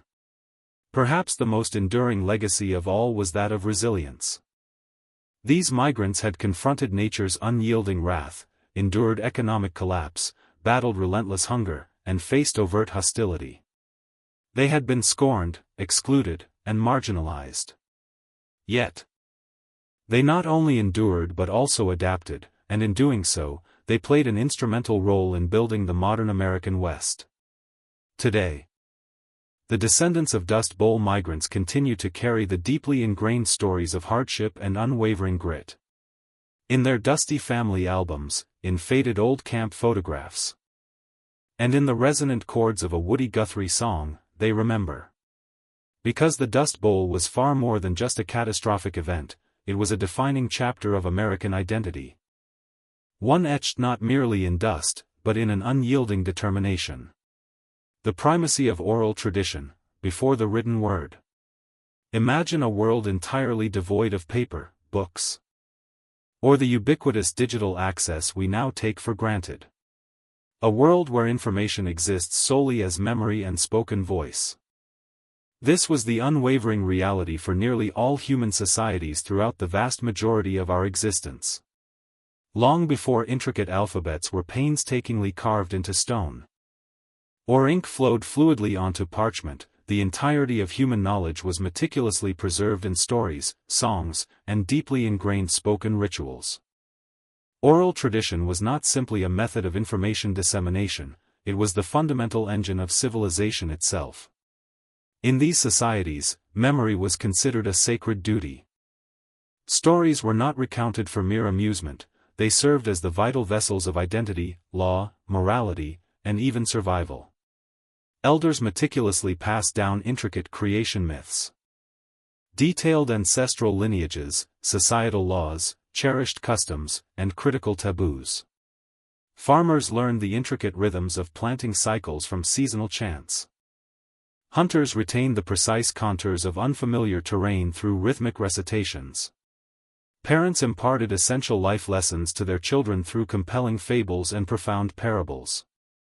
Everything of paramount importance, who we are, where we originate from, how we are meant to live, was meticulously carried and transmitted through the human voice. Because there was no written backup, accuracy was absolutely paramount. Oral cultures developed extraordinarily sophisticated memory techniques to meticulously preserve their vast repositories of knowledge. Rhythm, rhyme, meter, and repetition were not merely stylistic flourishes, they were indispensable mnemonic devices. Stories possessed intricate structures for a profound reason. Chants and epic poems were meticulously designed to be utterly unforgettable, and they had to be. In a world where the past existed solely within human minds and uttered from human mouths, forgetting was not a mere lapse in memory, it constituted a profound cultural crisis. However, oral tradition was never static or rigid, it was inherently flexible and remarkably responsive. Each retelling carried with it the vibrant pulse of the present moment. A master storyteller might subtly adjust a tale for a new audience, or shift its emphasis depending on the specific context. This inherent adaptability made oral knowledge both incredibly enduring and remarkably pliable, a living, breathing archive. It was not confined to dusty shelves, it walked, it talked, it danced. And it sang. Storytellers themselves held immense social power. In numerous cultures, they were deeply revered figures. They transcended mere performance, they were the designated memory keepers. The revered truth-bearers. In some societies, they functioned as spiritual guides or astute political advisors. In others, they bore the sole, weighty responsibility for preserving centuries of collective wisdom. The loss of a master storyteller could quite literally signify the erasure of an entire nation's history. In the absence of written words, societies did not descend into ignorance, they ingeniously discovered alternative pathways to thrive. Oral tradition ensured profound continuity across generations. It seamlessly stitched time together, connecting the deceased to the living, the individual to the vast community, and the past to the unfolding future. And in countless corners of the globe, it continues to do so even today. The griots of West Africa, living archives. In the very heart of West Africa, history is not merely recounted, it walks and talks. It sings. It remembers. It lives. It resonates vibrantly in the voice of the griot. A griot is a multifaceted figure who simultaneously functions as historian, storyteller, musician, genealogist, diplomat, and spiritual guide. In societies stretching from Mali to Senegal to Guinea, griots have meticulously preserved centuries of collective memory without ever committing a single word to writing. The role of the griot transcends mere cultural significance, it is absolutely essential for the Mande peoples and numerous other West African ethnic groups. Griots are the revered keepers of oral archives, entrusted with the collective knowledge of entire clans, intricate lineages, and sprawling empires. They possess an encyclopedic understanding of who married whom, who engaged in which war, which treaties were signed, and the profound legends that lie behind every village name. A master griot can recount a genealogy that spans dozens of generations, recited with astonishing fluidity and without the slightest hesitation. This is not casual storytelling. It is a meticulously preserved craft. Griots undergo years, often decades, of rigorous, intense apprenticeship. From a tender age, they are rigorously trained to memorize thousands of lines of verse, to master complex melodies on traditional instruments like the kora, and to deeply comprehend the historical, political, and spiritual weight inherent in every single word. Knowledge is meticulously passed down orally from master to apprentice, generation after generation. Griots frequently served at royal courts, providing invaluable counsel to kings and chiefs. When a ruler contemplated a major decision, whether to wage war, to forge a marital alliance with a rival clan, or to establish a new diplomatic pact, it was the griot who offered crucial historical precedent, sagely reminding leaders of past mistakes or ancient, sacred promises. In this profound sense, griots are not merely entertainers, they serve as profound moral anchors. Their indispensable role helps to ensure continuity, legitimacy, and profound wisdom in leadership.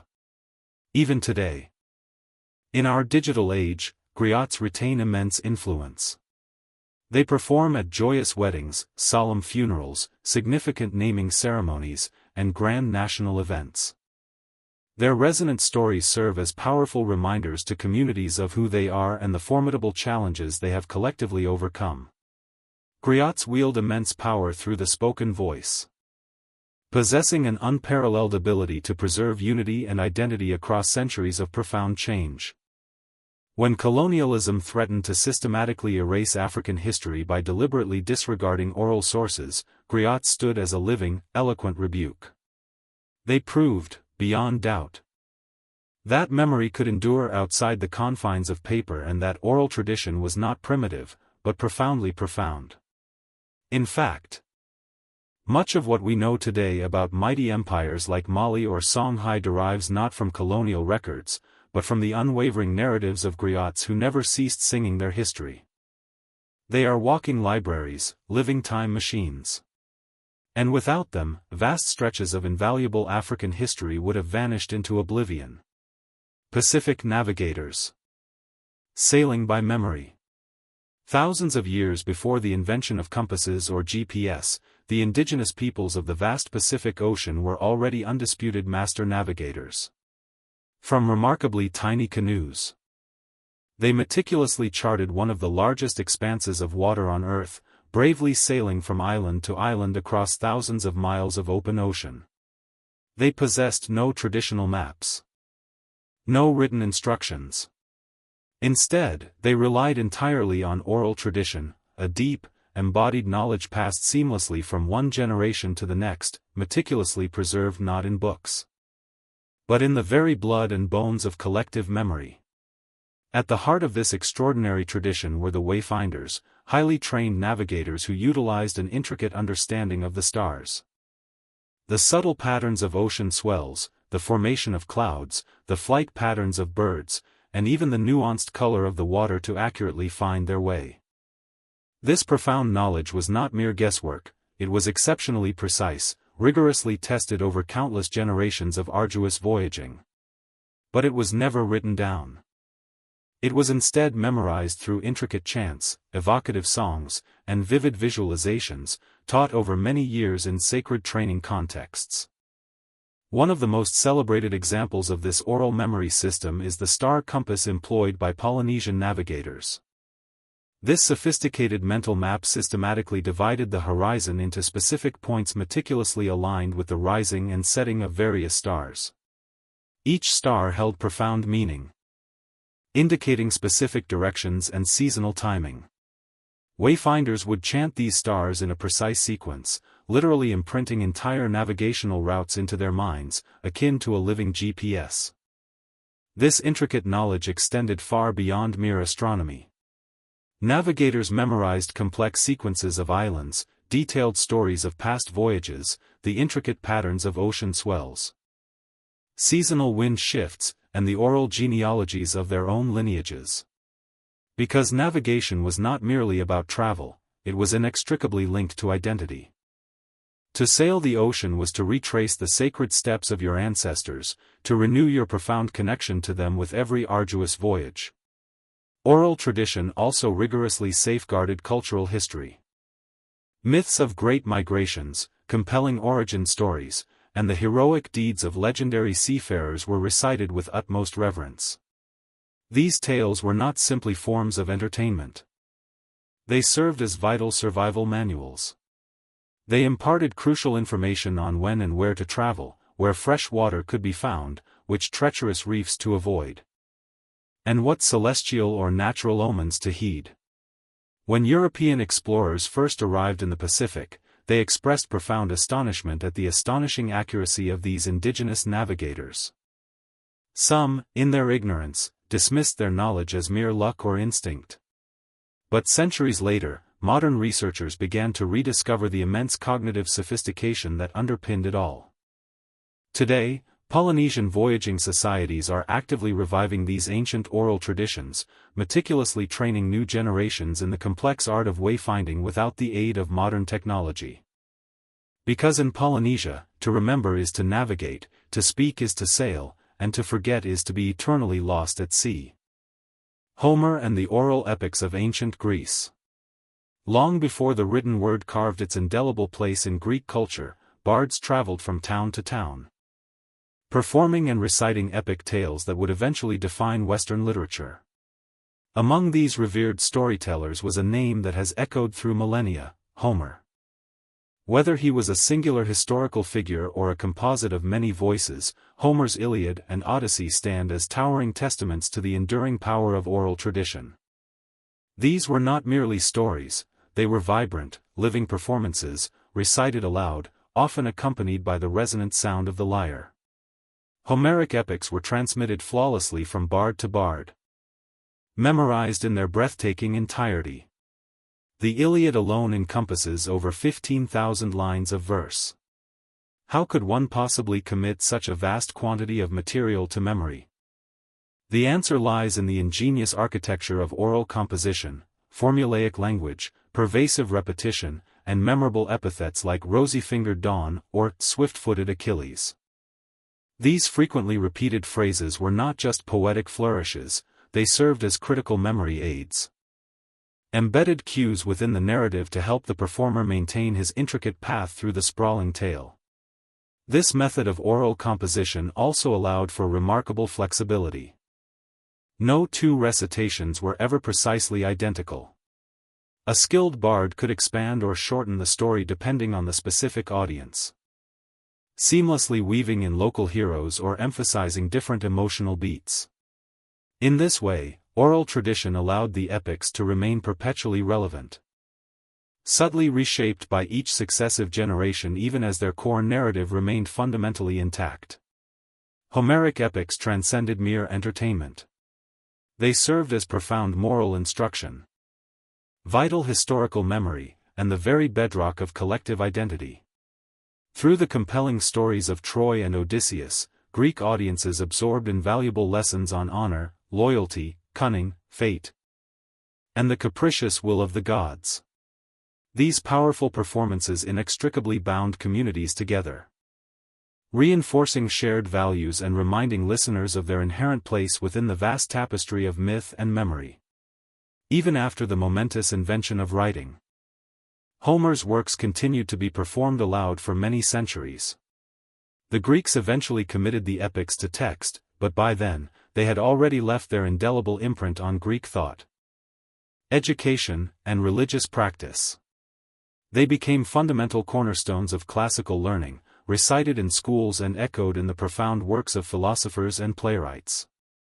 The very survival of Homer's timeless tales stands as a resounding triumph of the oral world. They were not etched in stone, yet they endured longer than many civilizations. They serve as a powerful reminder that human memory, when meticulously nurtured and intricately structured, can indeed rival the permanence of written books. Because in ancient Greece, to recite Homer was not merely to tell a story, it was to hold history in your very breath. Indigenous oral traditions in North America. Long before the arrival of European contact, the indigenous peoples of North America had built rich, complex civilizations without the aid of written language.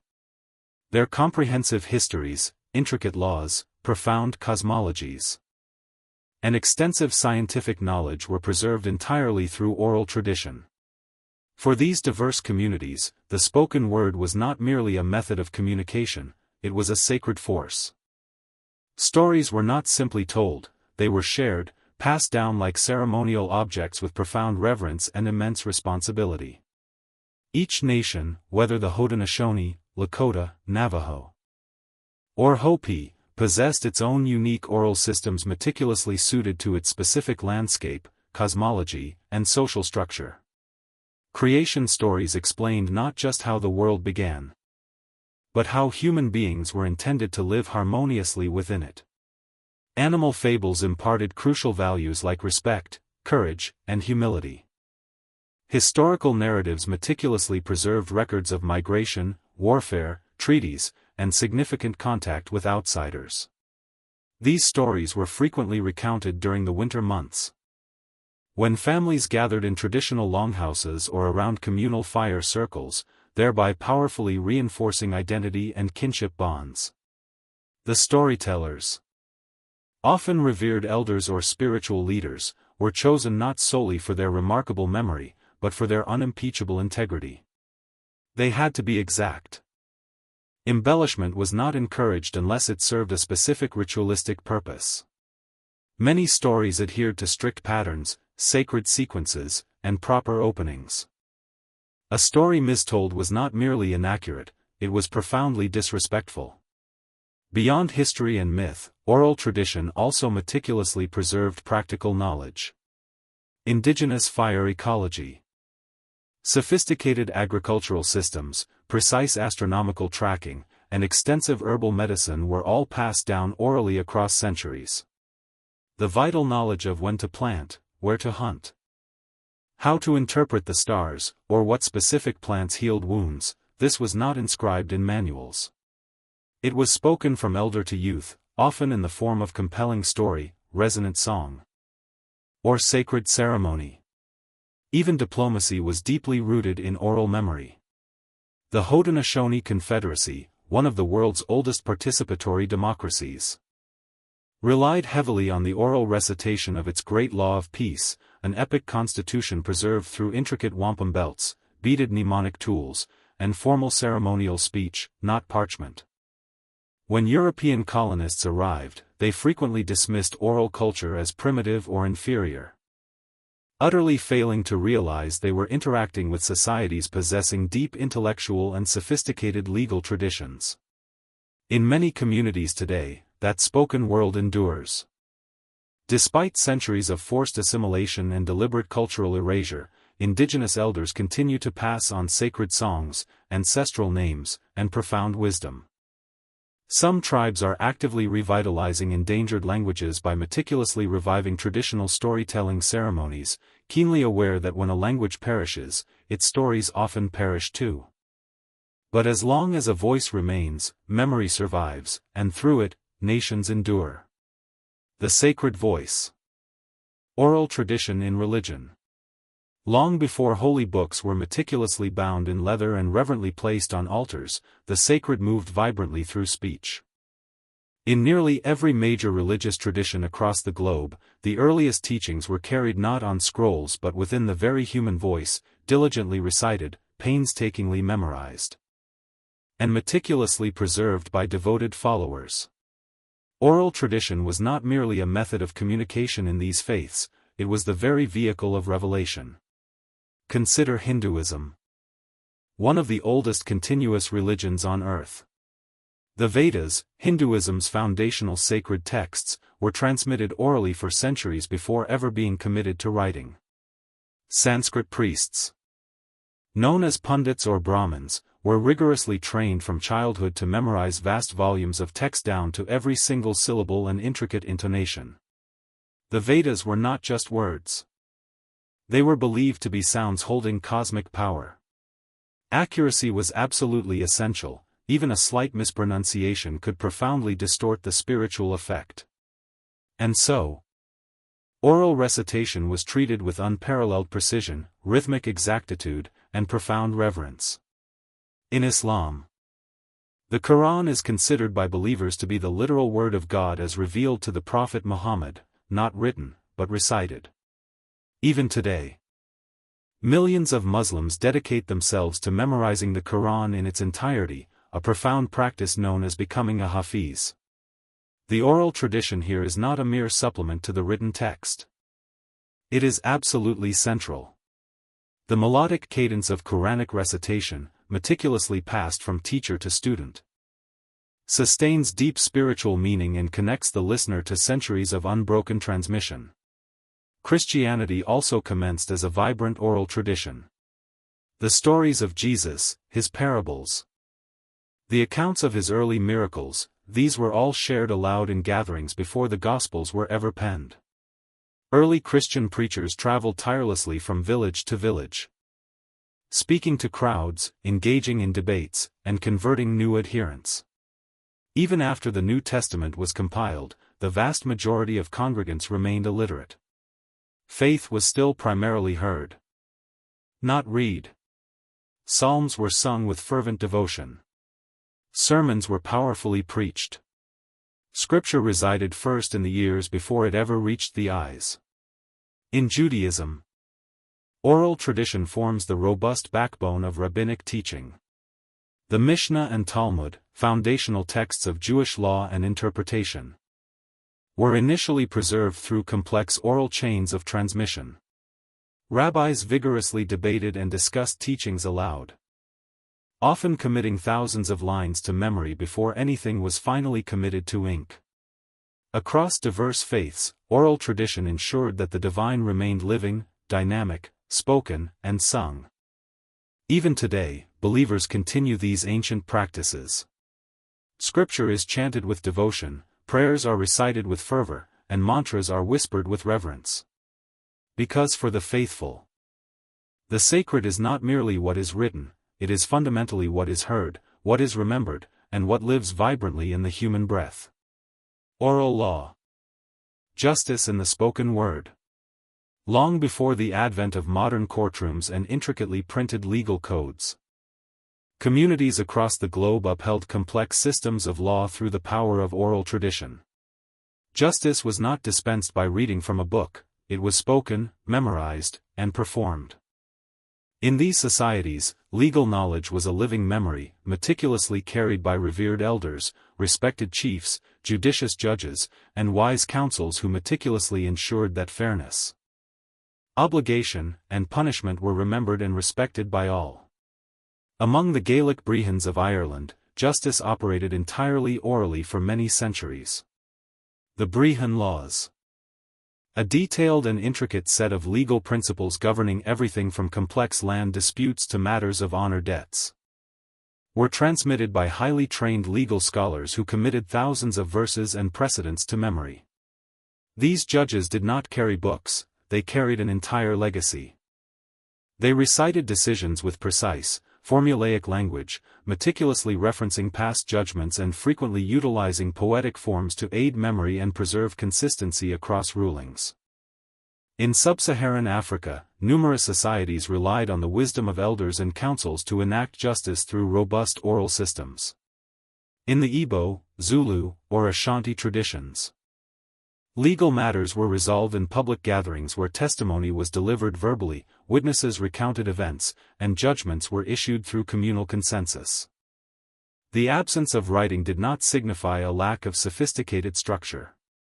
Memory was the law, elders were the living archives, and the spoken word held absolute authority. Similarly, indigenous communities in North America utilized sophisticated oral justice systems to resolve conflicts and maintain profound harmony.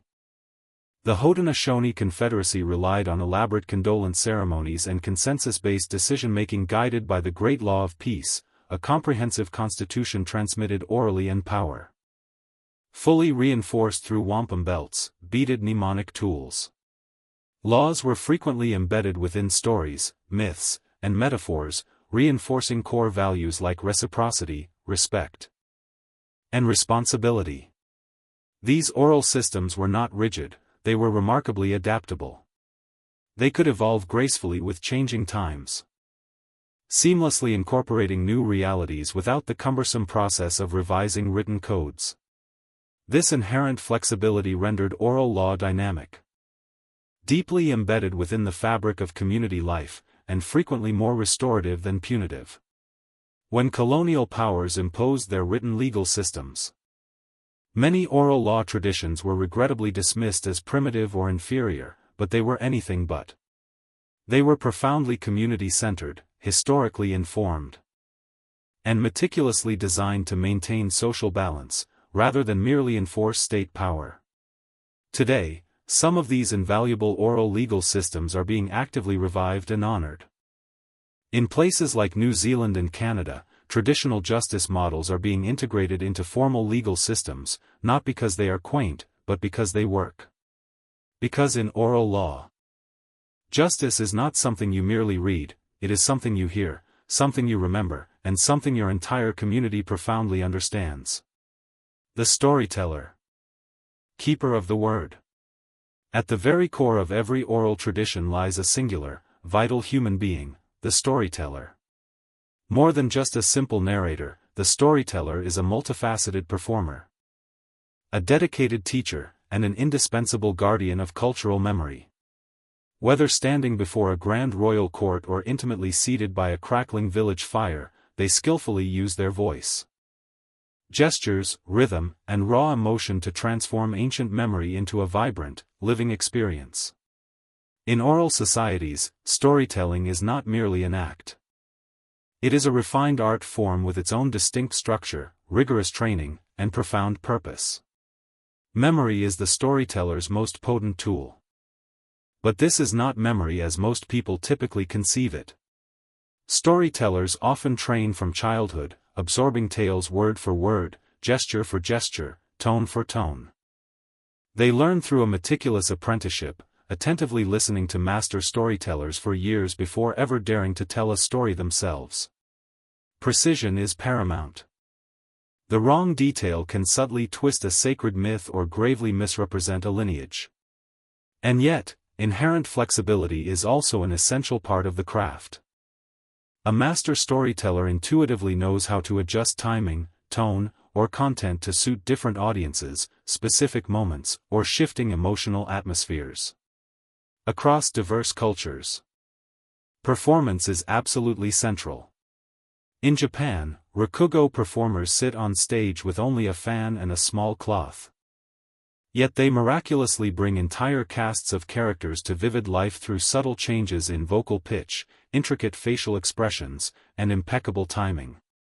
In India, the Kathakali tradition ingeniously combines dance, mime, and song to compellingly retell ancient epics like the Mahabharata. In West Africa, griots expertly use instruments like the kora to accompany their rich recitations, transforming history into melodic narratives. Storytelling, therefore, is not static. It is dynamic theater with memory as its intricate script. The audience is never passive. In oral cultures, storytelling is inherently communal. Listeners gasp, they laugh, they respond vocally. They may already know the tales, but they come to hear them again, because how they are told matters as much as what is told.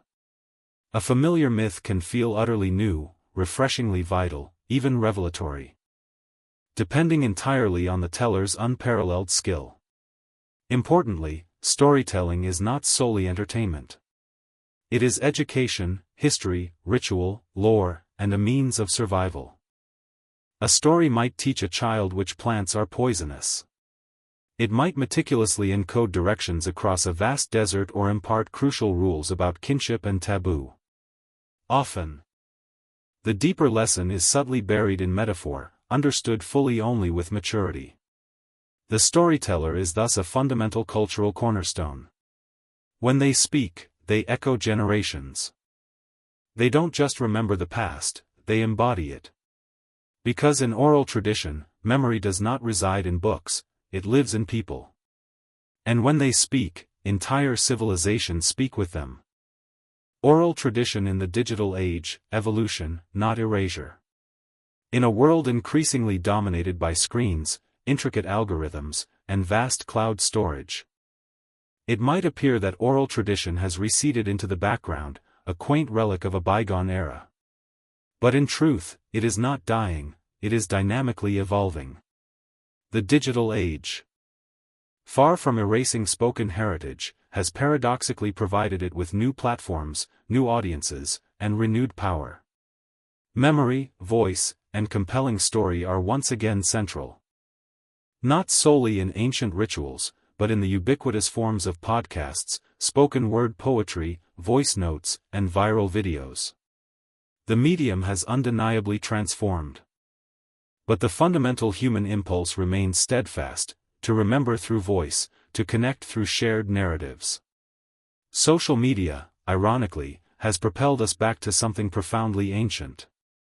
TikTok creators craft modern parables in concise 60-second bursts.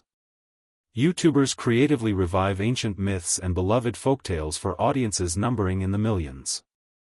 Podcasts have emerged as the new campfires, where people gather through headphones instead of hearths to hear stories that move, teach, or simply entertain.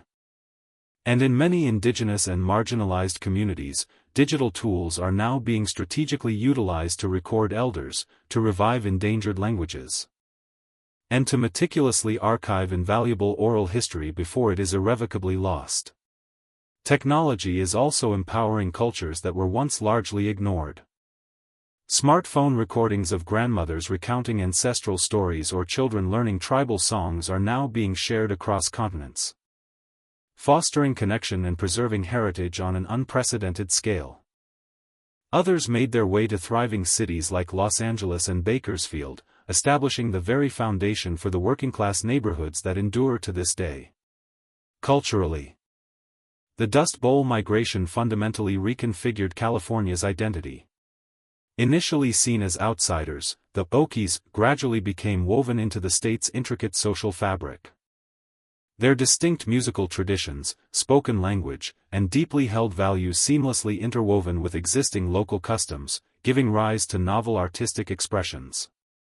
A prime example is the Bakersfield sound in country music, famously popularized by artists like Merle Haggard, himself the son of migrants.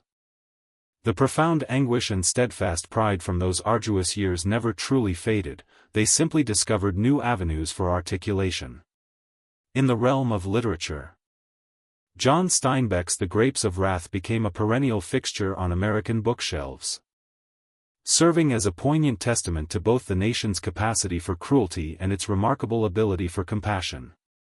Politically, the Dust Bowl era significantly catalyzed the labor rights movement, spurred vital land conservation efforts, and fostered a broader understanding of the critical need for a robust social safety net. The lessons derived weren't merely historical. They were intrinsically environmental. The Dust Bowl indelibly taught America the perils of mismanaging its land. Consequently, soil conservation districts were established. Agricultural techniques underwent essential reforms, and the concept of ecological stewardship ascended to prominence in national discourse. These migrants had confronted nature's unyielding fury, economic devastation, gnawing hunger, and overt animosity. They had been reviled, excluded, and marginalized. Yet, they persevered. They adapted. And they played a crucial role in building the modern American West. Today, descendants of Dust Bowl migrants continue to carry the tales of hardship and indomitable spirit. In faded family albums, in worn camp photographs, and in the resonant chords of a Guthrie song, they remember. Because the Dust Bowl was more than just a disaster. It was a defining chapter of American identity, one etched in dust, yes, but also in unyielding determination. The enduring power of the spoken word in the digital age. Imagine a world where the entirety of knowledge resided not in books, but in the echoes of human voices. Where memory was the ultimate archive. This was the reality for nearly all human societies for the vast majority of our existence. Long before alphabets were etched into stone or ink flowed onto parchment, understanding was preserved through stories, songs, and spoken rituals. Oral tradition wasn't just a way to share facts. It was the primary force behind civilization itself. In these communities, memory was a sacred trust. Stories weren't told solely for entertainment. They were the vessels of identity, law, morality, and even survival. Elders meticulously passed down creation myths, intricate ancestral lineages, legal statutes, cherished customs, and critical taboos. Farmers learned planting cycles from seasonal chants. Hunters recalled terrain through rhythmic recitations. Parents imparted life lessons to children through fables and parables. Everything essential, who we are, where we originate, how to live, was conveyed through the power of the voice. Because there was no written backup, accuracy was paramount. Oral cultures developed sophisticated memory techniques to safeguard knowledge.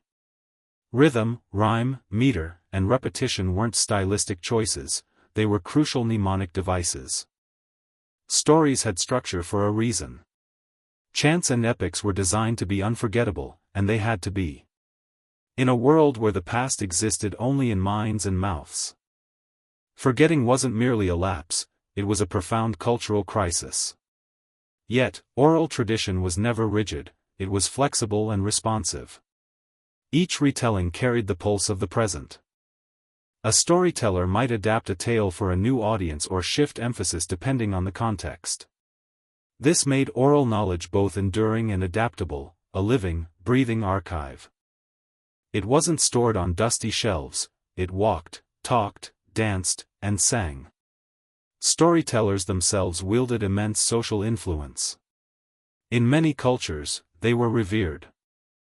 They were not just performers but memory keepers and truth-bearers. In some places, they served as spiritual guides or political advisors. In others, they held the sole responsibility for preserving centuries of wisdom. Losing a master storyteller could mean losing a nation's history. In the absence of written words, societies didn't descend into ignorance. They found alternative ways to thrive. Oral tradition ensured continuity across generations. It seamlessly wove time together, connecting the dead to the living, the individual to the community, and the past to the future. And in many corners of the world, it still does. Siwa, where the gods once spoke. Tucked deep within Egypt's western desert, beyond vast dunes that undulate like ocean waves and sun-bleached rocks that shimmer under a relentless sun, lies the Siwa oasis. A place of improbable life and ancient enigma. Surrounded on all sides by arid desolation, Siwa appears as a mirage made real, cool freshwater springs, groves of date palms. And olive trees flourish where they seemingly shouldn't exist. Yet, its true renown doesn't solely stem from its unexpected beauty or isolation. It's the divine voice that once resonated from its sands.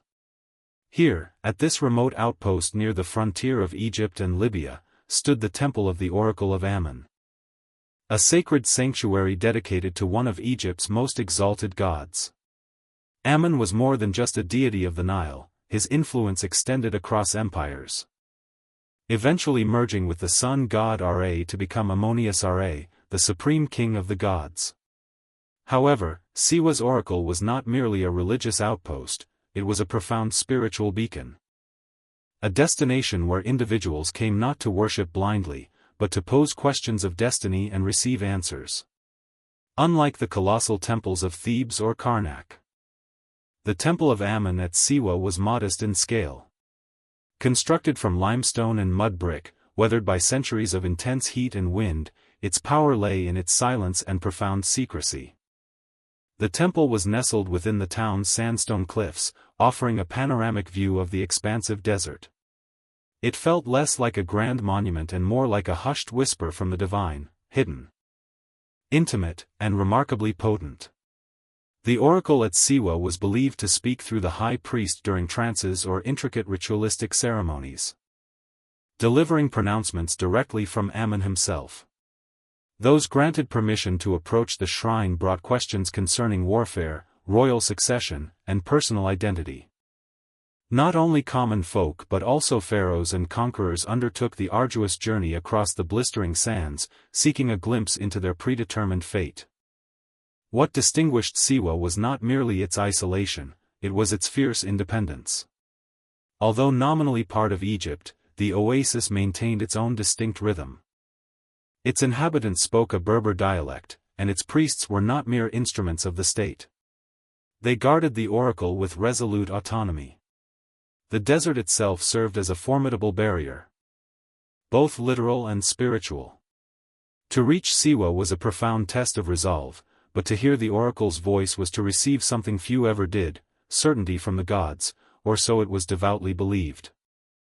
The oracle of Ammon at Siwa differed significantly from other oracles. It didn't reside in the bustling metropolises of Egypt or the opulent temples of the Nile Valley. It existed in profound silence, surrounded by nothing but shifting dunes and the haunting desert wind. This very isolation imbued it with an aura of mystique and immense power. People genuinely believed that only in such profound stillness could the gods' voices truly be discerned. The rituals associated with the oracle were shrouded in deep secrecy. The high priest, acting as the divine mouthpiece of Ammon, would withdraw into the inner sanctum, where only a select few were ever granted entry. There, in a chamber heavy with the scent of incense and fortified by thick stone walls, he would enter a trance-like state, his voice believed to carry the weighty wisdom of the divine. Questions were posed in hushed tones. Answers, once delivered, were obeyed without challenge. The responses themselves were often enigmatic, veiled in ambiguity, yet brimming with profound meaning. Similar to the Greek oracle at Delphi, the oracle of Siwa rarely communicated in direct, unambiguous terms. Its power lay in subtle suggestion, offering direction without explicitly dictating fate. However, unlike Delphi, the Sivan oracle was also deeply integrated with Egyptian religious cosmology. It was not merely a seer, it was a direct channel to a god who was simultaneously a king. Pilgrims journeyed from across North Africa and beyond, bravely enduring the merciless trek through the western desert to hear the oracle speak. Merchants, military generals, tribal leaders, and even reigning monarchs arrived with offerings of oil, incense, and gold, all hoping for divine insight into the most difficult decisions of their lives. Some came for personal counsel. Others arrived with questions that held the very fate of nations in the balance. The oasis itself enhanced the mystique. At night, the desert became profoundly quiet and impossibly dark. The sky was blanketed with an infinite expanse of stars. The wind rustling through the date palms sounded almost like hushed voices. Visitors often reported vivid dreams, potent visions, or sudden feelings of profound revelation after their visit.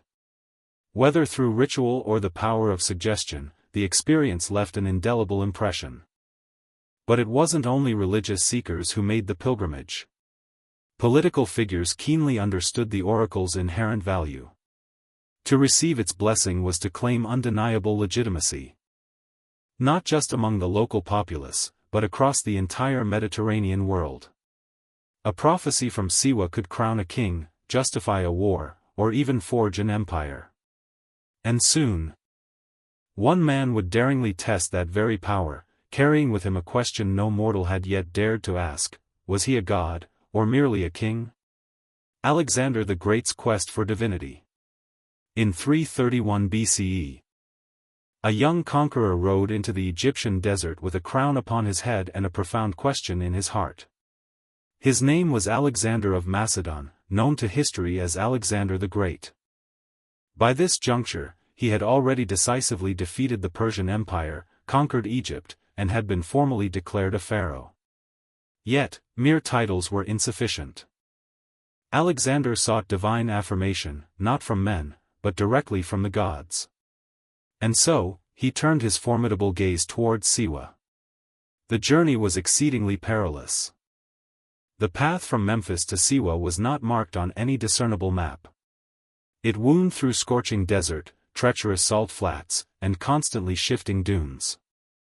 Greek historians meticulously documented that Alexander and his caravan nearly perished, saved only by what they described as miraculous signs, ravens guiding their route. Or perhaps divine serpents slithering through the sand. Others claimed they were led by extraordinary rainstorms, an astonishing phenomenon in such an arid land.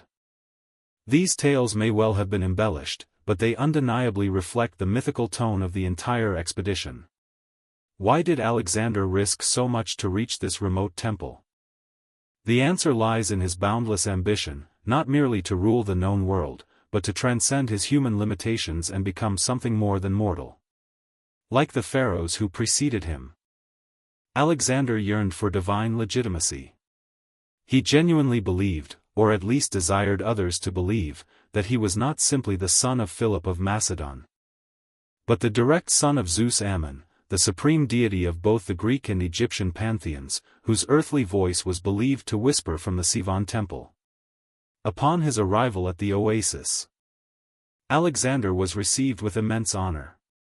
The priests, likely acutely aware of his power and vast political reach, welcomed him into the temple's inner sanctum, a truly rare privilege. What transpired during that momentous meeting remains shrouded in mystery. No detailed account exists. Yet, Alexander emerged profoundly transformed. Later, when questioned about what the oracle had revealed to him, he was famously vague. Some sources suggest the oracle addressed him as the son of Zeus. Others claim Alexander received a prophecy of sweeping victory and unwavering divine favor. Whatever the exact truth, Alexander's subsequent behavior unequivocally changed. He increasingly portrayed himself as a semi-divine figure, commanding loyalty not merely as a king, but as a god in human form. The desert had granted him more than just an answer. It had bestowed upon him a powerful myth. And a myth, once embraced, possessed the power to mobilize armies, erect cities, and fundamentally reshape empires. The temple had spoken.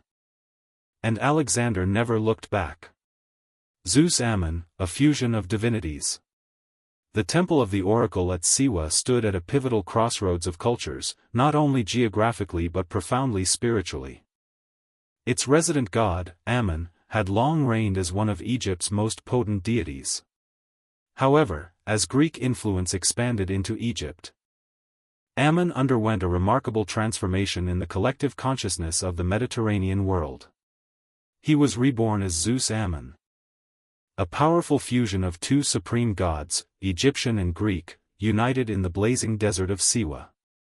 This fusion was far more than symbolic, it reflected a broader phenomenon of syncretism. The dynamic blending of beliefs, images, and rituals that inevitably occurred when empires collided. For the Greeks, Zeus was the undisputed king of the gods, thunder-wielding, bearded, and omnipotent. Ammon, for the Egyptians, was the hidden one, unseen, mysterious, the very breath behind all creation. He was frequently depicted with ram's horns, ancient symbols of virility, power, and divine presence.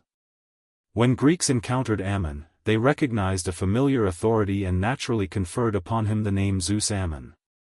At Siwa, this blended identity acquired extraordinary weight. The priests there were Egyptian, meticulously trained in ancient rites, yet their renown reached across the entire Hellenistic world. For visiting Greeks like Alexander the Great, the oracle of Zeus Ammon represented not only a divine voice but a crucial bridge between civilizations. If Alexander could be declared the son of Zeus Ammon, he could effectively rule both Greeks and Egyptians with a single, divinely ordained lineage. The imagery followed him. Coins minted during his reign began to depict Alexander adorned with ram's horns, a direct visual reference to Zeus Ammon and his purported divine paternity.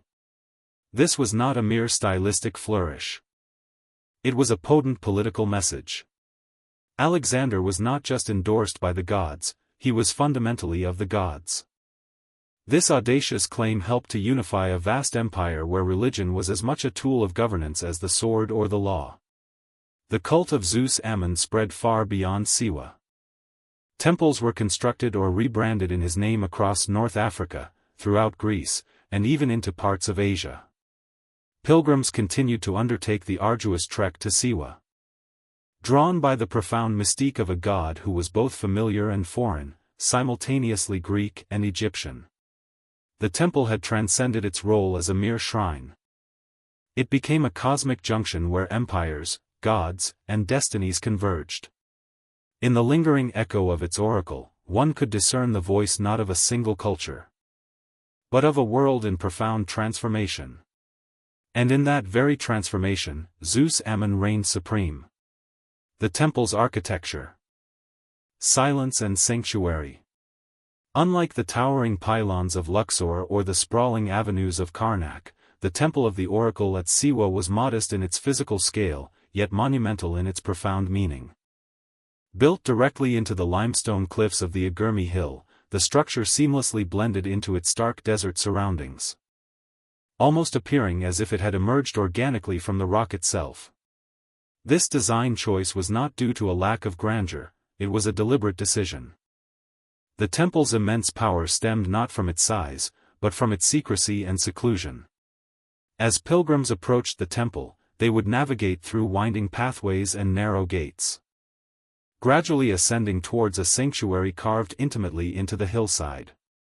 The complex encompassed a forecourt, a small hall, and finally, the Holy of Holies, the innermost chamber where the oracle's voice was believed to reside.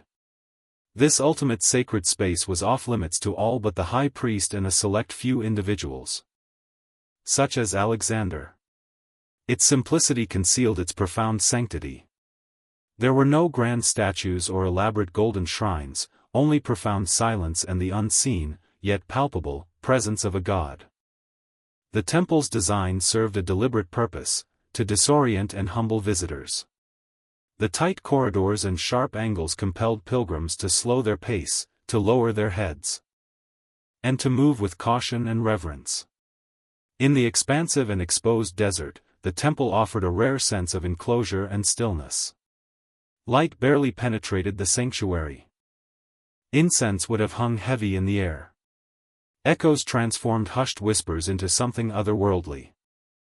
Scholars posit that the temple may have featured roof openings or vents designed to carry the priest's voice into adjoining rooms, thereby heightening the dramatic impact of the oracle's pronouncements. From the shadows, a god would speak, and listeners would be filled with awe, not because of what they visually perceived, but because of what they heard. The architecture was not merely functional, it was a meticulously orchestrated ritualistic theater. Surrounding the temple were other integral structures: priests' quarters, ritualistic pools, and sacred gardens nourished by natural springs. Even in this parched land, Siwa was blessed with abundant water, further cementing the belief that the oasis itself was touched by divine hands. From this sacred hill, one could gaze upon the dunes stretching endlessly into the horizon, a constant reminder of the temple's profound isolation and paramount importance. This was not a place intended for large crowds, it was a sanctuary for pilgrims, prophets, and kings. A space designed not to impress the eyes, but to stir the very depths of the soul. And in that still, cloistered chamber, the future was believed to be whispered from the very stone. The silence of the oracle, a legacy in ruins. As centuries elapsed and empires underwent transformative shifts, the temple of the oracle at Siwa gradually began to wane, not in its legendary status, but in its active voice. The divine breath that once stirred the desert winds slowly grew still. By the time the Roman Empire firmly established its roots in Egypt, the oracle's prominence had notably diminished. What had once been a cosmic crossroads where gods and kings converged was now becoming a relic of a fading era. There was no single, abrupt moment when the oracle fell silent, it was a slow, inexorable unraveling. Following Alexander's demise in 323 BCE, his generals engaged in fierce conflicts over his vast empire, and the political unity that had granted the temple such immense prestige dissolved. Although Zeus Ammon continued to be venerated in name, the pilgrimage to Siwa no longer held the same magnetic allure. Power gradually shifted back to the fertile Nile Valley and to burgeoning cities like Alexandria, where philosophy and empirical science began to supersede traditional faith.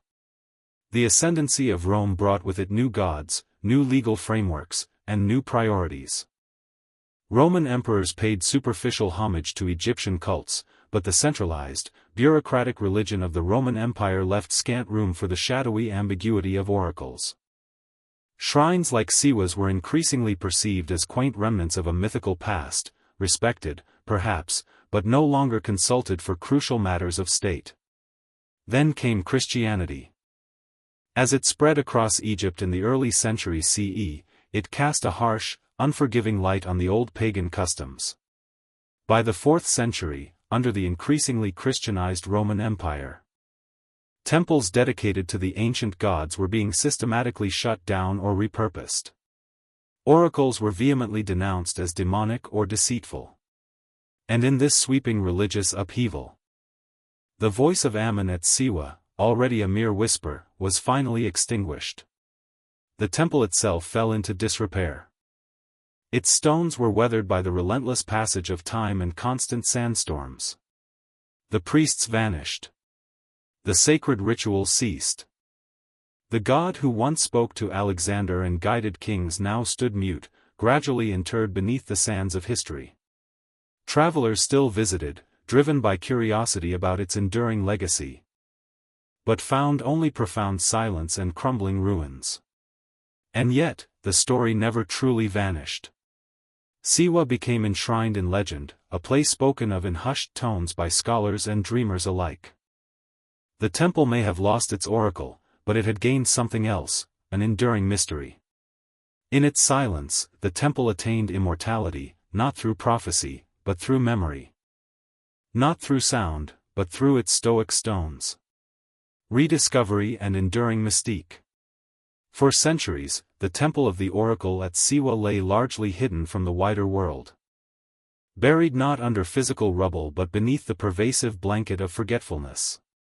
The oasis itself remained continuously inhabited, its people living in quiet, uninterrupted continuity. However, the once sacred temple was no longer a focal point for pilgrimage, its ancient walls weathered by relentless desert winds. Its legends, though still recounted among locals, had largely faded from global awareness. That began to change in the 18th and 19th centuries when European explorers and scholars, swept up in a wave of burgeoning curiosity about ancient Egypt, turned their attention towards the vast western desert. Siwa proved challenging to reach, its isolation protected by formidable terrain and wary tribes. But in 1792, the first documented European, an Englishman named William George Brown, bravely undertook the arduous journey. Others followed, drawn by persistent rumors of a lost oracle famously visited by Alexander the Great. By the early 20th century, archaeologists and historians began to earnestly survey the ruins. The Agurmi Hill complex was positively identified as the likely site of the Temple of Ammon. Though modest in size, the structure consistently matched descriptions from ancient texts: a central chamber, thick defensive walls, and its commanding vantage point over the surrounding oasis.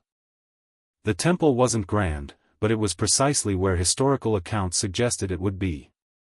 Excavations were limited and conducted with extreme caution. The site had suffered significant erosion.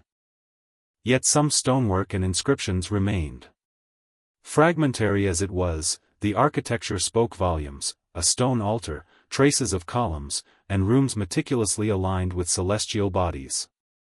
Each clue unequivocally confirmed that this windswept ruin had once commanded the attention of kings and gods.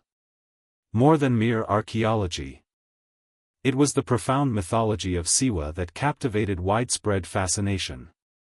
The compelling notion that Alexander had stood here, alone in a desert sanctuary, hearing words that would fundamentally alter empires, seized the imagination of generations. Poets, historians, and travelers romanticized the perilous journey, seamlessly blending historical fact and enduring legend into a timeless narrative. Today, visitors continue to come to Siwa, not to consult an oracle, but to experience the echo of its profound silence. The temple, though worn by the ravages of time, remains standing, its stones bleached by the sun, its walls crumbling. Yet the air around it still hums with something ancient, something unresolved. Ruins do not need voices to communicate, they speak through their very presence, through their enduring mystery. And in Siwa, the stones remember what the world once forgot. Siwa's living legacy, culture, community, and connection.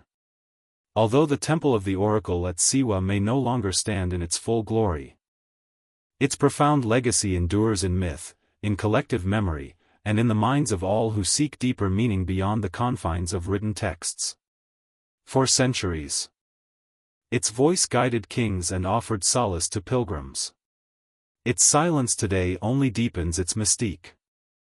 Few places in the ancient world possessed such a profound aura of sacred uncertainty, a space where questions carried more weight than answers, and silence itself could feel divine.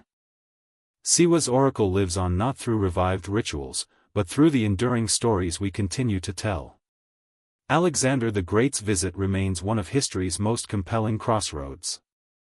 A mortal man, surrounded by vast stretches of sand, desperately seeking to confirm that he was indeed more than human. Whether the oracle truly declared him a god or merely allowed him to believe it. The outcome was precisely the same: destiny was profoundly shaped.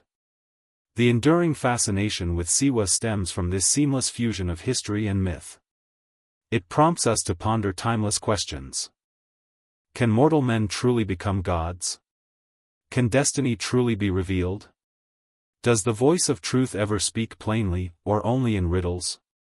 And perhaps most importantly, do we still possess the capacity to listen for those whispers? Modern seekers visit the ruins not with questions of empire or conquest, but in pursuit of clarity, stillness, and profound presence. The desert remains vast and unmoved. The temple, though crumbling, retains its magnetic pull. The very same sun that once scorched Alexander's caravan now gently warms curious travelers. The same silence that once enveloped the Holy of Holies still embraces the broken walls.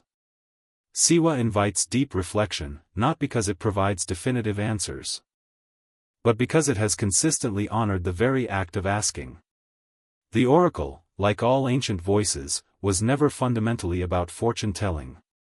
It was about direction, affirmation, and possibility. The arduous journey across the sands was never merely a physical trial, it was a profound ritual of transformation. One didn't simply arrive at the temple. One became someone subtly different along the way. Today, as we confront our own deserts of meaning, identity, and purpose, perhaps the oracle still has something invaluable to offer.